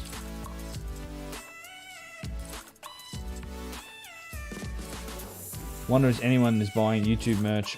Some people buy a little bit of my stuff. Zep Teppy. Alright, let's go back to this and get ready for a next raid here. Feel like we got a couple in us here. Mechanic. I don't know, should I just use this stupid gun? I think I'm just going to sell it. I don't really want it. This thing here. It's 83. It's definitely Rashal's gun. I'm just going to sell it. I don't care. I've got too many other guns, honestly. Yeah, get rid of it. Bye-bye. Fence for the armor, because it's damaged. And he can buy that thing too. Back. I think I've probably yabbered on long enough where I could probably do another scav run. I bet. Yeah, I have. Look at this. I've got a super scav with a AK.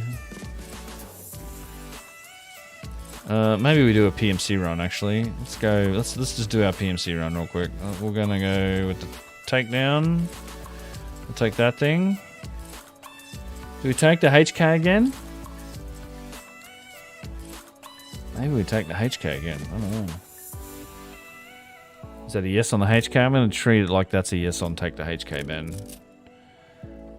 Thunderbolt. Come on.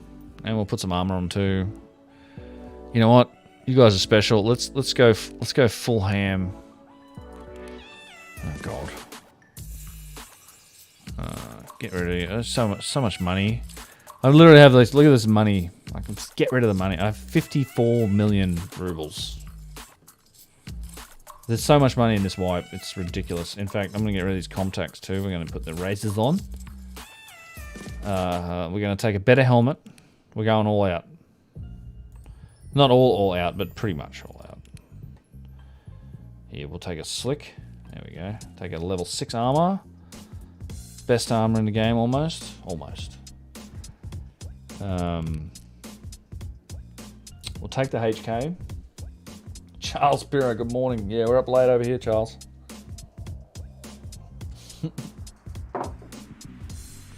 I think it's time I cracked another Canada Dry Mandarin Orange Sparkling Seltzer Water. There we go.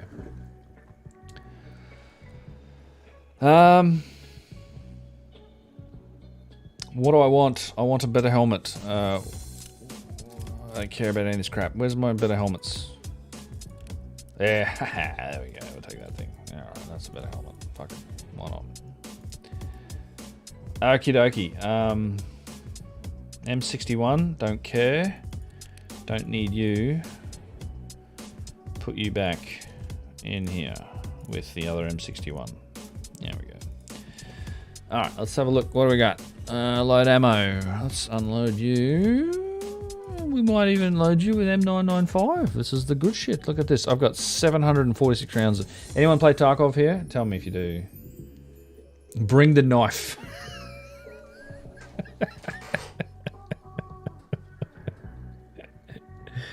Bring the knife back.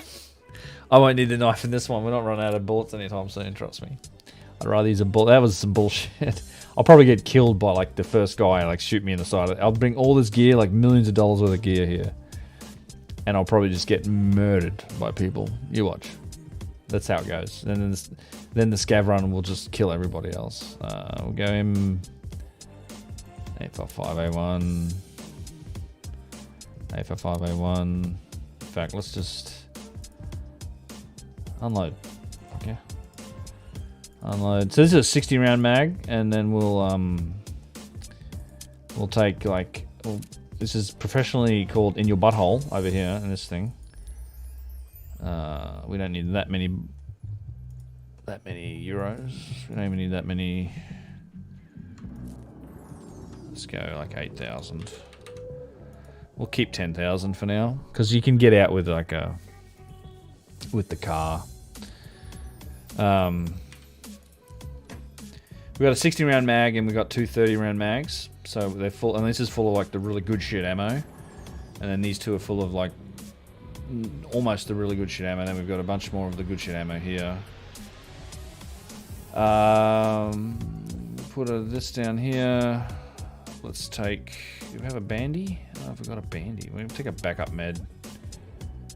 Actually, we should take some backup meds here. We'll take like. You know what, we'll just fucking throw that there for now. Then we'll take one of these there. We need some painkillers. We're good. Then we'll take. Let me just do that real quick. Paracord. Dealer tasks. Textile. Turn in. Take the paracord. Thank you. Bring the knife. It still makes me laugh. Love last video. Thanks for that. Up and early in Eastern Pennsylvania. You are up early. I am up late in Northern California.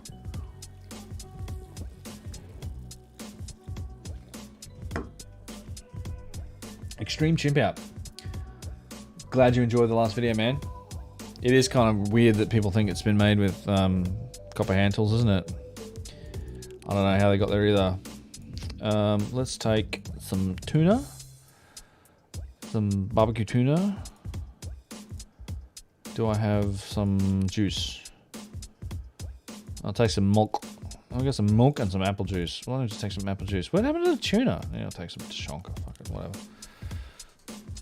Not that I'll use it. Not that I'll get to use it. You watch, I'll die anyway. But that's alright. It doesn't matter. We're going back to customs. Let's just go. That'll do. Fuck this. Get G'd up. Let's get G'd up. Let's go kill some people. I do need a couple things from safes and shit, so we're going to try and do it 6 o'clock in the morning. Let's go. We're going to insure everything for $87,000 and the body armor, so 151. There we go. That's even better. Sure. Yes. All right, we're off. Let's go. Ready. Bring the knife.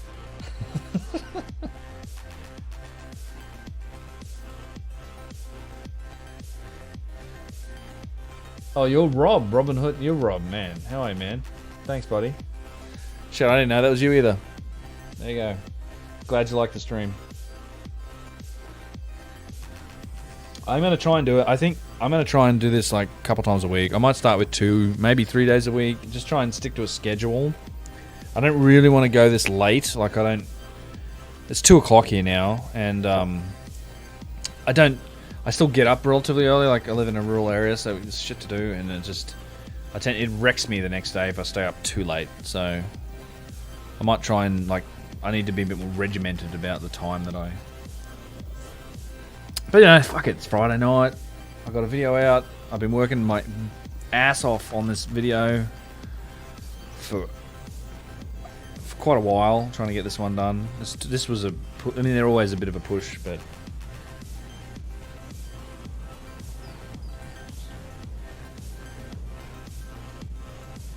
Twisted Art Lady.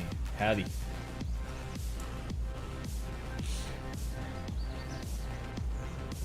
welcome to the chat. How long have I been streaming? Average watch time is like, it says 2 minutes. Huh. Gotta feel like there's a few people been here for longer than 2 minutes. Whatever. Doesn't say, does it say? Live, 3 hours. There we go. 3 hours, 6 minutes. I've been live. I hope the stream quality's okay. Let me know. I hope the audio's okay. If it's, I mean, I'm gonna probably watch some of this back.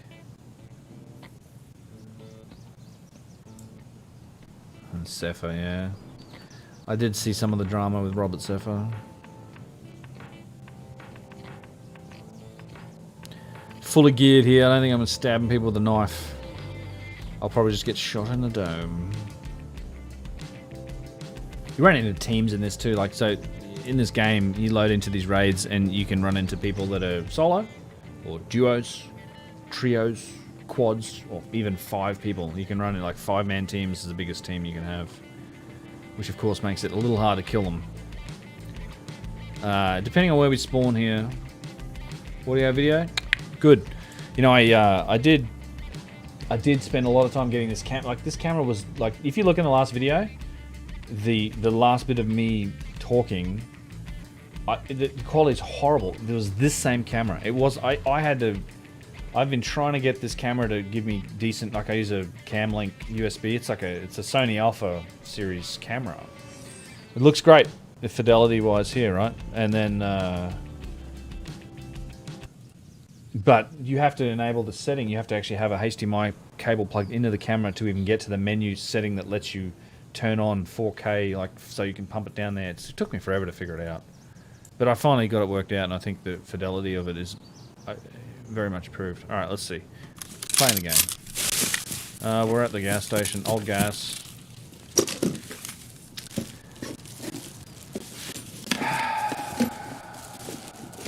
I don't want any of this. I don't care about any of this. Whatever. Avantal, I'll take it. Call this the giving tree. There's usually something under it. Nothing today.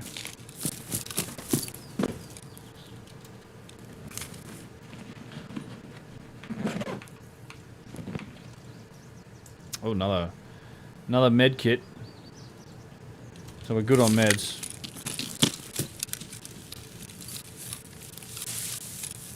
I'm gonna play this a little slower than the scav run, because that's a player. Shooting another player, probably.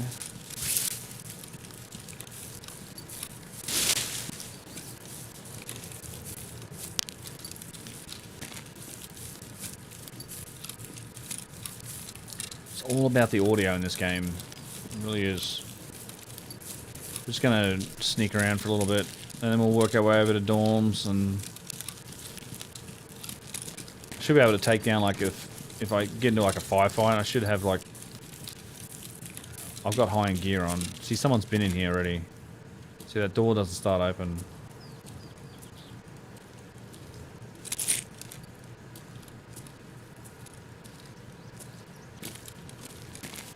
Yeah. I was dead. I think I just wasted a bunch of 995 on a scav. Yeah. Die, scav! He died. Fucking grizzly. And another. Oh god. I got a million meds. We're good on meds. We're good on meds. We're sorted.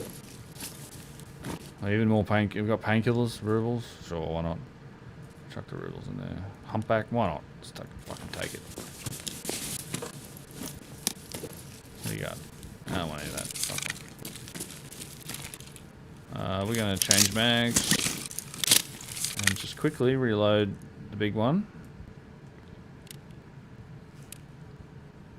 This game, it's like one at a time.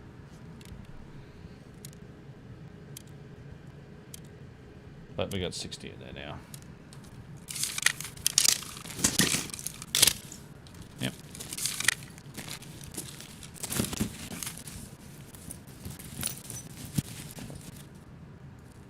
Rubles.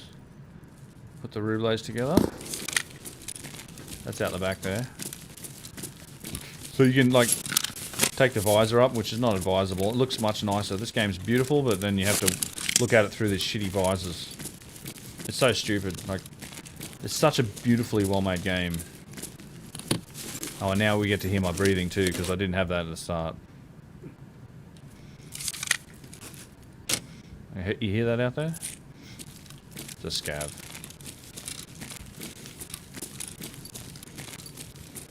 There's a scav out here somewhere.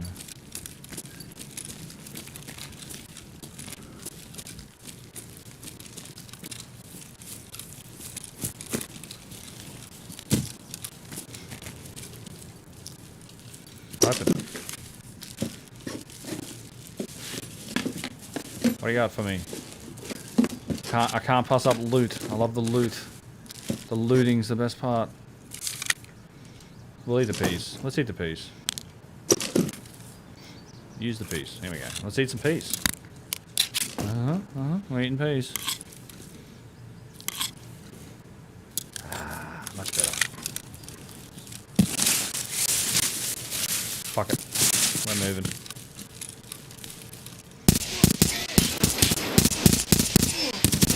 Die already. Jesus Christ.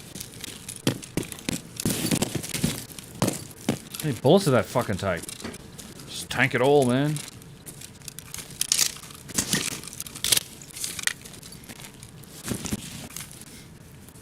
That guy just took a billion bullets.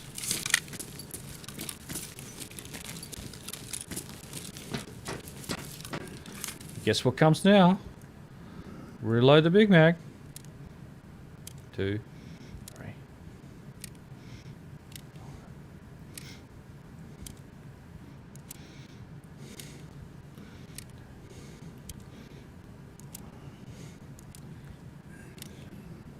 $15. 17.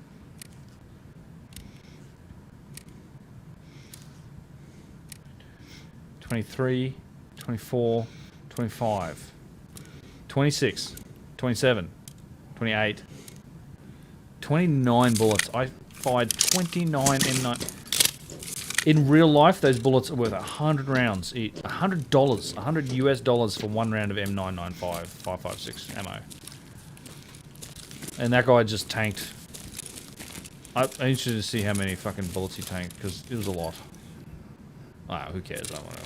Computer game, right? Alright, we're gonna get over the road here. I hate this area. Anyone here? Thought I heard something.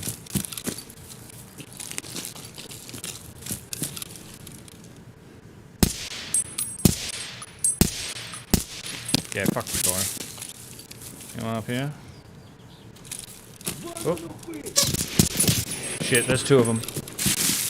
Fuck you guys. Alright, different tack. I'm going somewhere else. We'll go around. We just stirred the scavs up.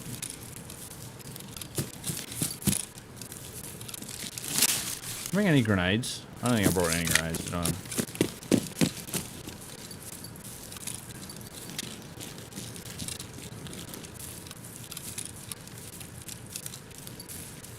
I wish I brought grenades.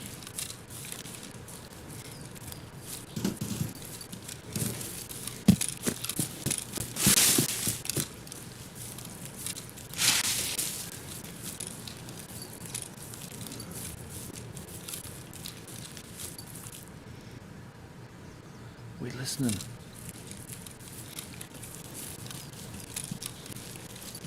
I missed some headshots then too. That was not good.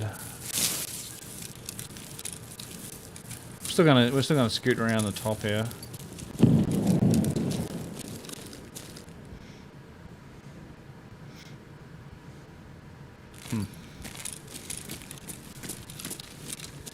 We're going, yeah.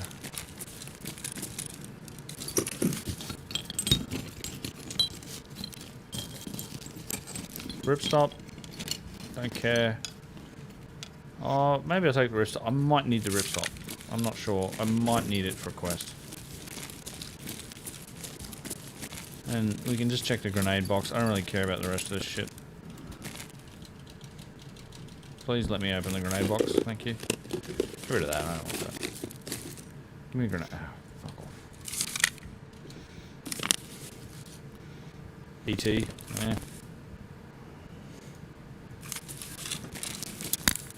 We like peas. They increase both our eating and drinking energy and drinky poos. That's a scab over there. It's close to us. We're gonna kill that guy, probably.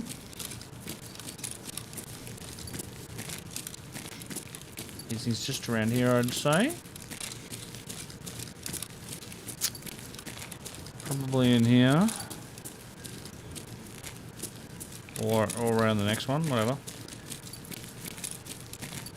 Get over into the bush over here in a minute.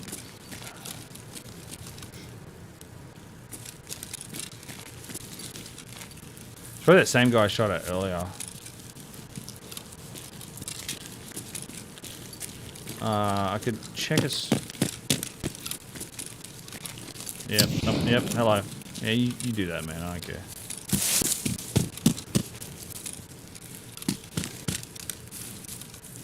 There's a guy just here, see this?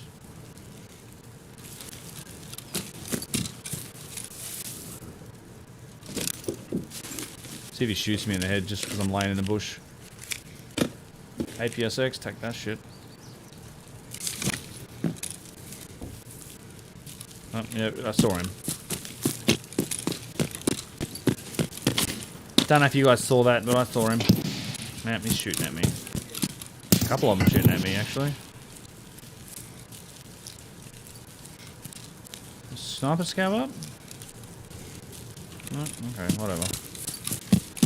You guys can fuck off.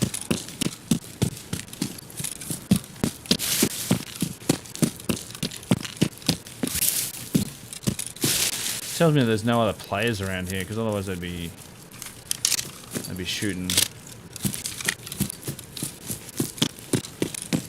I don't really need this kill scabs. I don't really care.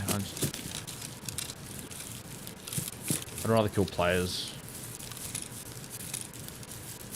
Let's face it, I haven't exactly been very good at killing the scabs lately. They've been shooting at me and I haven't really killed them.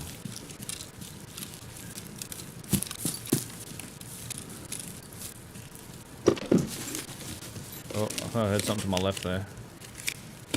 Let's hope I don't get killed doing this. Taking my screw nuts, my treasure hoard.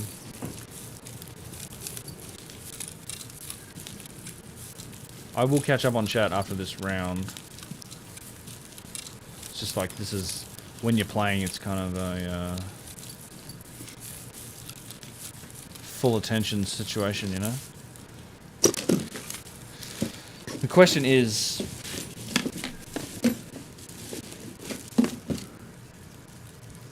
do I go down to the gas station and fight the scav boss? There's probably, the scav boss is possibly there. That's where he's most likely to be.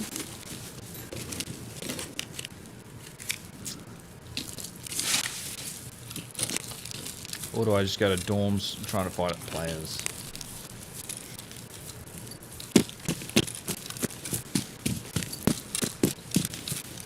Let's take a look at this, see what we can see.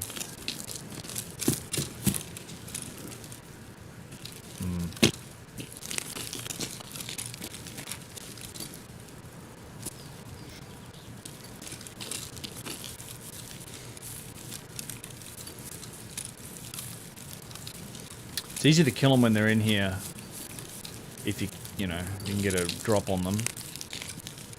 But they fucking rape you with grenades if you're not careful. Probably a little strong language for the YouTubes, but it's just what they do. Here comes this bombardment scenario. Trying to see if I can hear anything.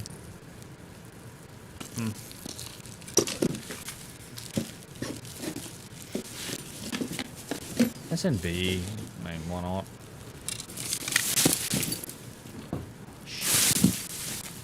The old floating stop.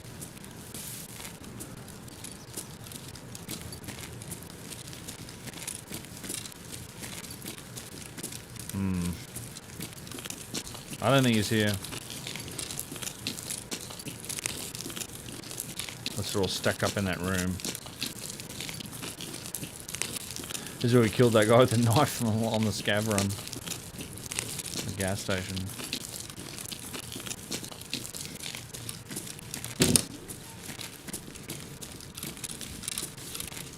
No. Oh, someone's been here though. Shit's open, man. However, I have the key to this room, and there's a safe in here, so I want to check this. Check the safe real quick. Loot the safe, yo. Take the golden skull ring, take the rubles. Alright. Unlock this one too. Not that we need more meds, but there's more meds in here. Oh, look at that, some bandages. Yeah, okay. Leave those there for someone to find.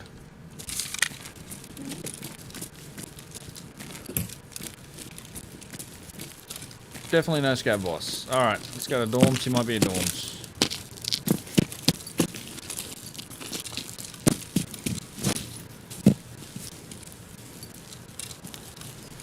It's quite raid. I'm not hearing like gunshots. There's normally you hear like a lot of gunshots from other people. But I'm not hearing shit in this raid. Maybe it's too late at night or something. 2 o'clock in the morning and all. Maybe we'll do this raid, we'll do a quick scab run and then we'll be done. I'll take it for now. Just to sell it. Alright, let's go to the dorms. This is the epicenter of the action. Over here. In these buildings.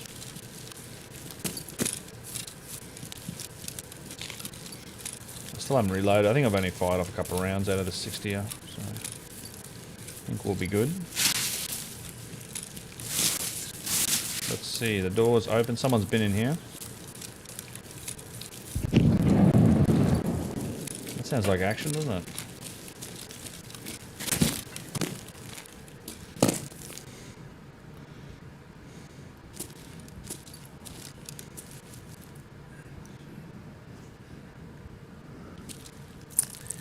This game is a horror game, no doubt. Yeah, someone's definitely been here. They looted that guy.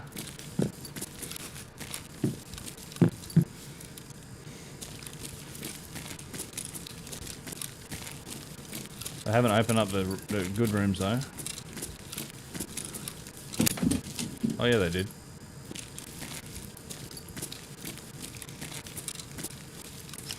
Motherfuckers. Okay, this has all been looted. There's no point. Maybe we'll go next door. He's probably next door.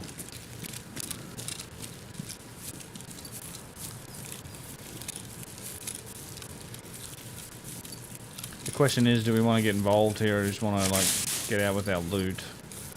I don't care. I mean, I don't need any loot. I don't need any of the gear I got either. I got so much money. We should just get involved. I wish I had grenades though. You kind of need grenades to really engage in here. You see someone's been through here already.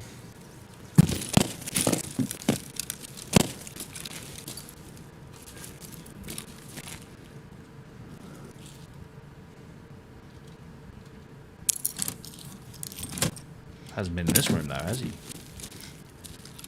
My jacket.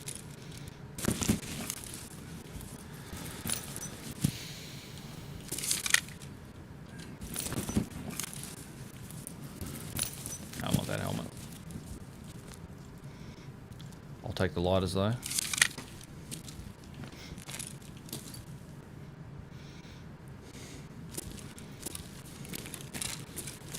I think they're all gone. I don't think there's anyone here. Unless he's camping. I can't hear anything.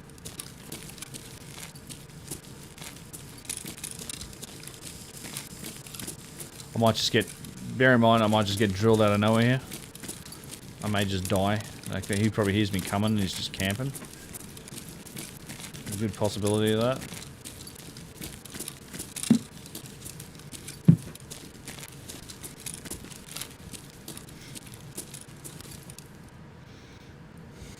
He could just be camping this 3rd floor.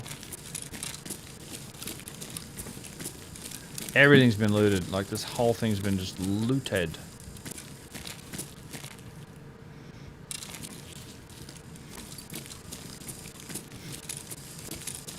All these doors are open. Fuck.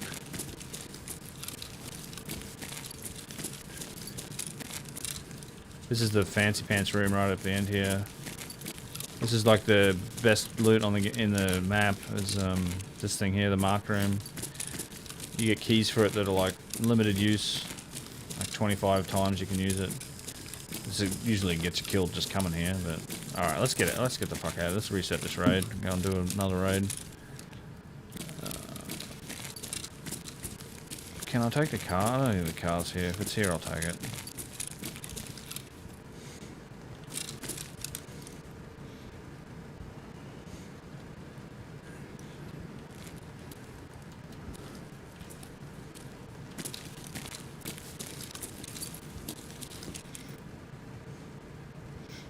Swear to God, I'm hearing something.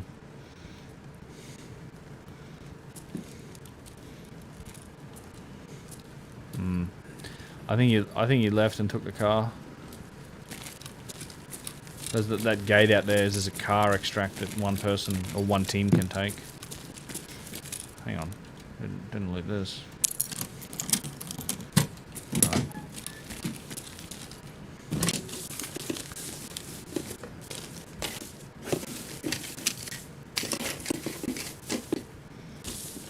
I'll take all the money, sure.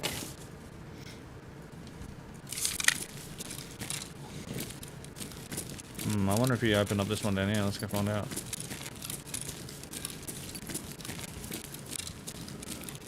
Bang, bang, bang. No, he didn't.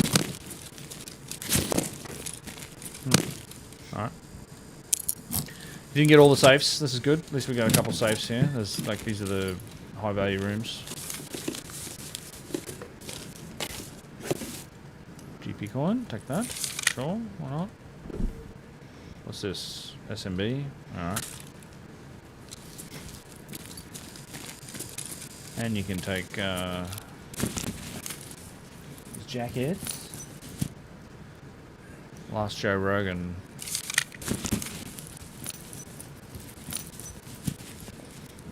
Green bat, that's worth a bunch of money. In fact, put that in there. Another cricket. Well, we're about full anyway. With the little backpack that we got.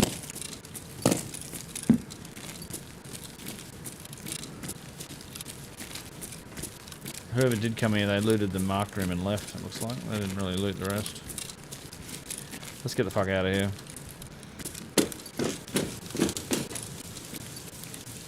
It's starting to rain anyway.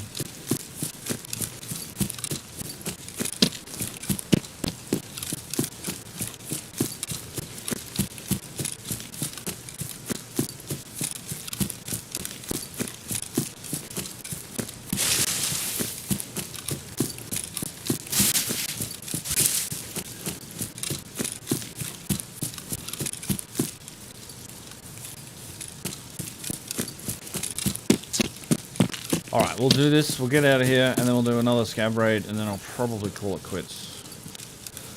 And, oh. You can die anytime.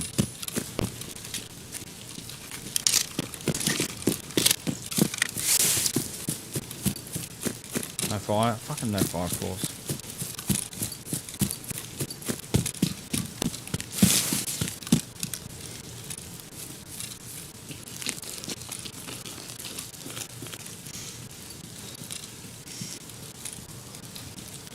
Not overweight. My scav literally has better endurance than my PMC because I've played so much scav in this game. I'll show you when we get to the extract. So loud.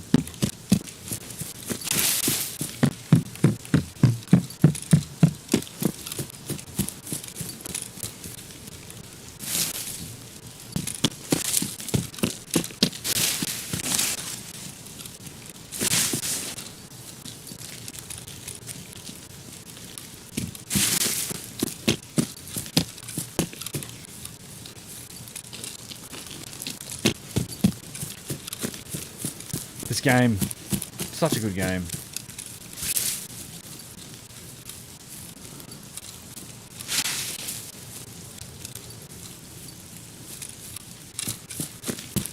Damn, we need a wall. I'll catch up on chat in a second here. The extract's just up here. I'll show you something too, like my skills. I got skills, yo. Unless someone's camping it. Sometimes people camp the extracts, although it's a little late in the wipe for people to be doing this here. Most people camp it right there. Which is a very dirty thing to do. Ambushing somebody. Alright, we're good. So if I look at skills, I am level 23 endurance. Oop. Hello? Scav. My scav player is like an elite level endurance. Alright, chat.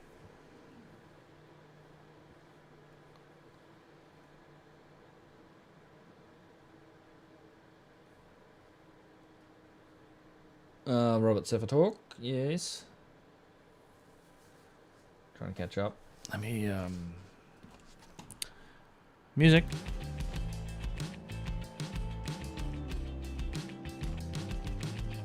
I haven't watched it. Does Rogan only do Spotify now? Like, I don't think he puts them on anywhere else, does he? I think it's just...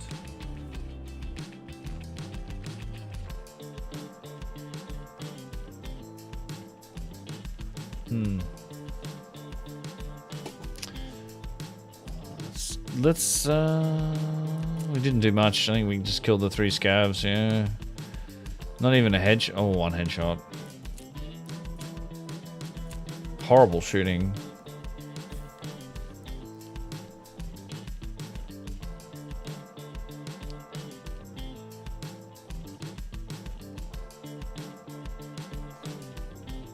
I wish I didn't run out of booze. Suppose it is late though, isn't it? Alright, one more scav run. And then we're dusted. We shall dust it. What's happening in my hideout? I have things happening in my hideout.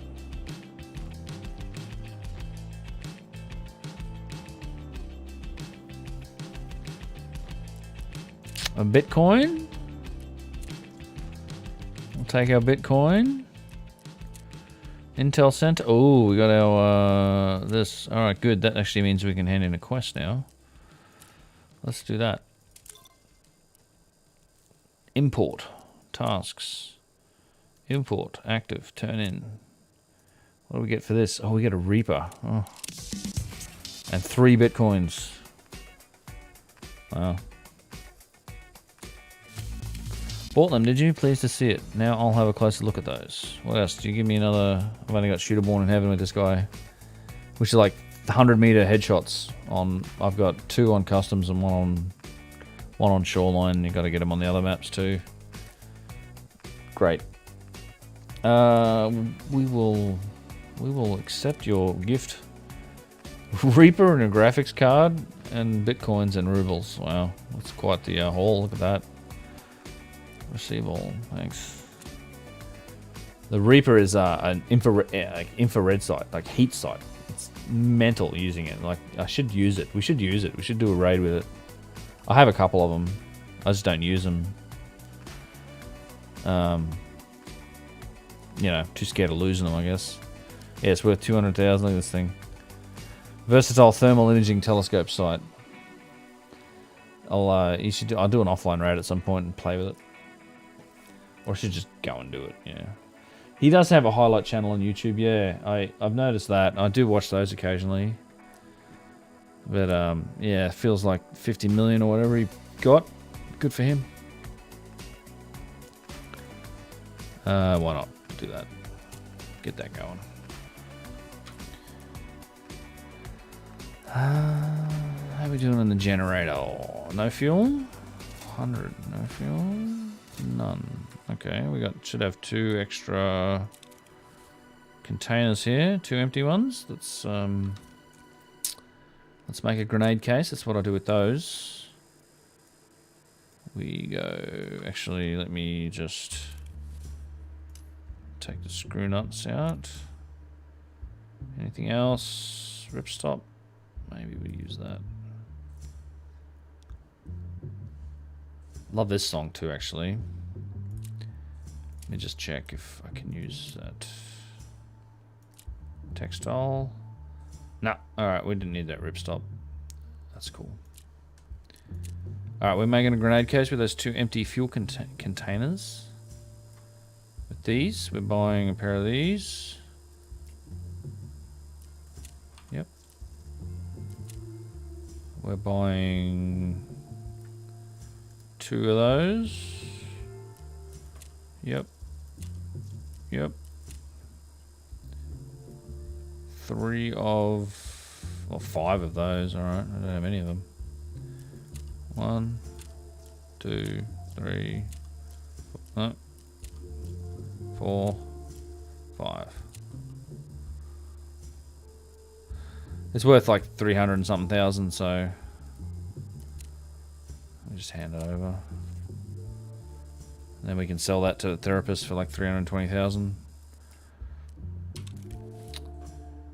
That can go away. Let's sell some bitcoins. 320. We got a bunch of them. 1, 2. These were worth like $870,000 each. Now they're 325 each. Which is still like a stack of money, really. I've just made like, now I'm at 55 million. It's just a pain in the ass. I gotta like store the money somewhere. I actually am like tired of it. I should probably buy another money case. I've got 2 of them. Completely full of money. Just as a way to use some money.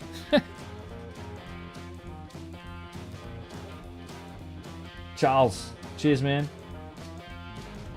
Yeah, I'm nearly done here. I'm gonna do a quick scab run. I'm gonna take my AK scab in. We're gonna look for some action, see what happens. We might just get killed. Whatever happens on this raid, it'll probably be my last one. So, Tricky poo.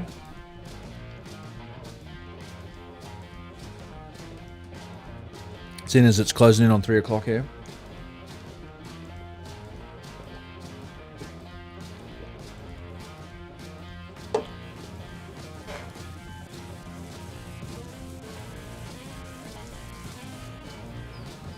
There's some good comments. I'm really enjoying watching you guys have a discussion too, by the way. So thanks for doing that, actually. So.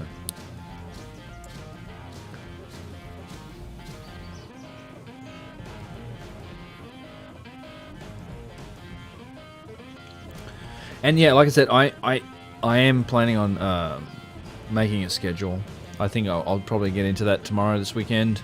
Probably stream some more this weekend. I might even stream like making that Randall video. We'll go through it and like I might add some footage here and there. It's going to be an interesting video, this one with Randall, because we did get into some topics. We got into a little bit of political correctness and a little bit of a rant here and there about society, because him and I have some similar view perspectives on some of that stuff, and we'll see. Alright, we're in. Full auto, bro. What are we running with? We're running with shitty ammo and a bunch of it. Alright, good. And 12 minutes left, and we're going to Passage Between Rocks. Alright. Over the road here. Let's just head into the dorms, see what we can see. Could be the same raid we just exited from, to be honest. Jesus. So sometimes you can actually end up in the same... If you, like, PMC'd, you play your PMC and then you like, die or something, you can... Oh, alright. Oh, alright.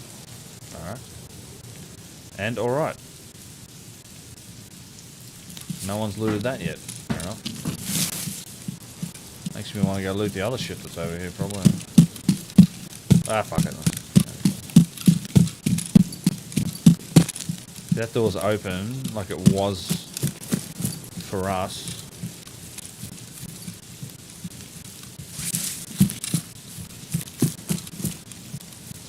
Chances are it's not the same raid, but it could be.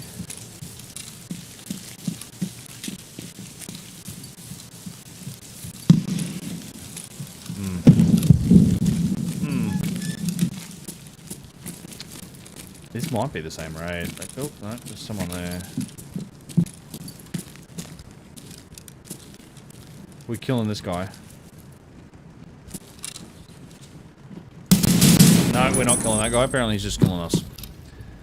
Fuck it. I mean, I feel like I shot and then my bullet didn't go anywhere. Did I even shoot? There's a player scav.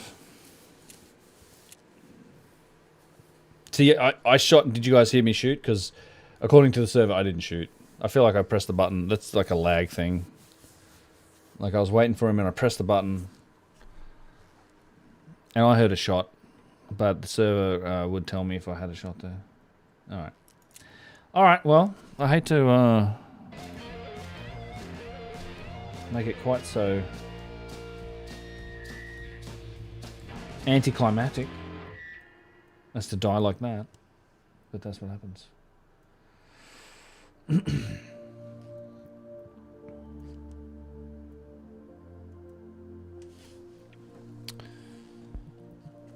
Alright. Do I do another one? You had 2 guns? Yeah, I mean, I could play it back and I feel like I shot 2, but he just shot me in the face either way. He definitely shot me right in the face. God, look at all this crap. What am I going to do with all this crap? Just do a bit of inventory management while we're here, I suppose. Sell some shit off. Reaper. Yeah, I don't think I even need this graphics card. What are these worth? Filter bottom. $750,000 on the market. These used to be over $2 million a pop. Unreal. Chuck it in here for now. Fuck it.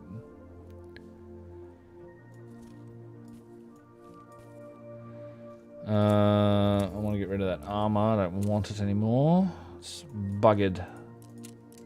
Get rid of those 2. Get out of here. Get out of here, you 2.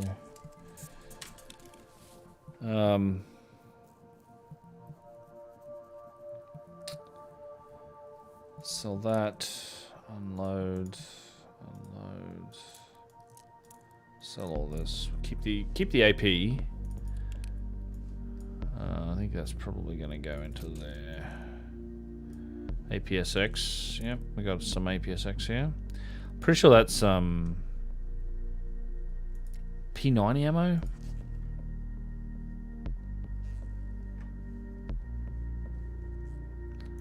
Got room in here too now. Suppose we could throw you. What do you got in there? You got. Alright, we'll just chuck you in there for now.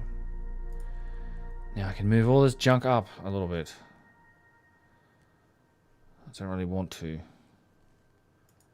Sell that. Actually, Eventail, what does that go on? LSHZ2DM helmet. Do we have one of those?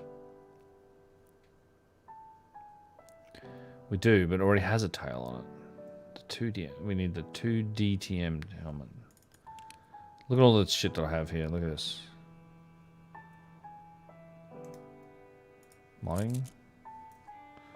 Nope. And I've got like all these grenades. I got like 1 million grenades.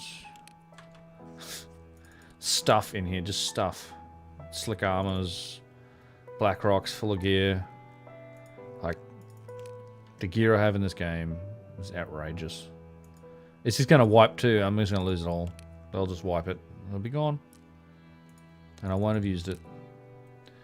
All these guns, look at this. You haven't even seen my gun cases yet. Look at these. I got Mark 18s. I have a couple of guns with Reapers on them.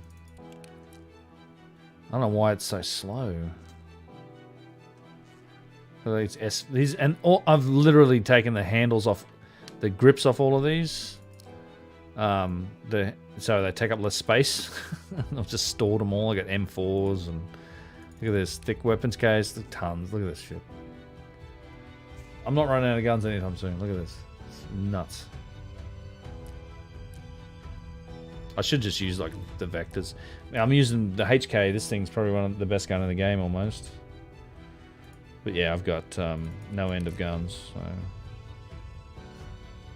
Why is it so slow? This thing's mental, the Vector. Yeah, I'll show you the Vector. Have a look here. Modding. Let's put a magazine into it. Put like a fitty in there. There we go.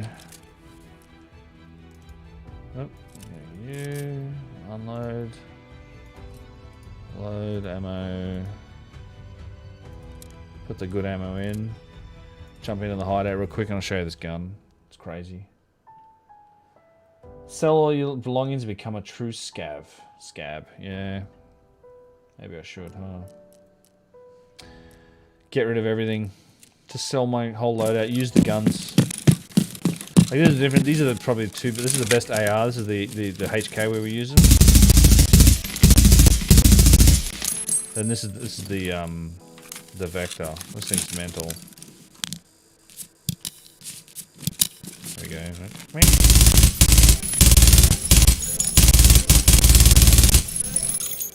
It's a laser. Like there's literally no recoil on it.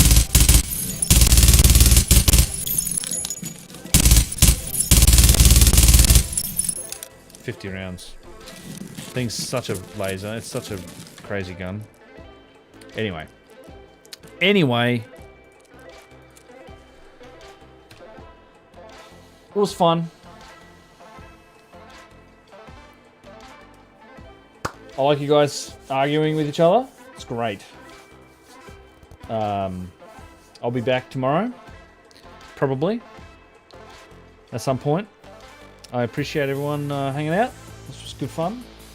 We'll do it again. I'll try and get a schedule going. Appreciate anyone liking and subscribing to this channel. I'd like to get it sort of growing a bit. We'll do some more videos. I like to do some editing as well, like not just the game playing and the chitty chat, but also do like editing. We'll look at raw footage. We'll go through a few of these topics, but also playing games and stuff. A little less and a little more casual, just having some fun. But I'm going to try and get that schedule going. So a couple times a week, I will announce that on my regular channels and stuff. So yeah, guys, I've been at it for like only 4 hours, which is a huge amount of time for streaming for me. I'm a newbie at it, so I appreciate everyone hanging out. I'll catch you guys next time. Take it easy. See ya. Do I have a stream ending video? Oh, I do. What does this do? Let's find out. See you guys around.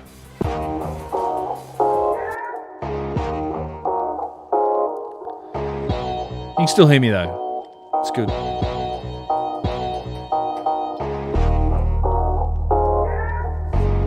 Good night, guys.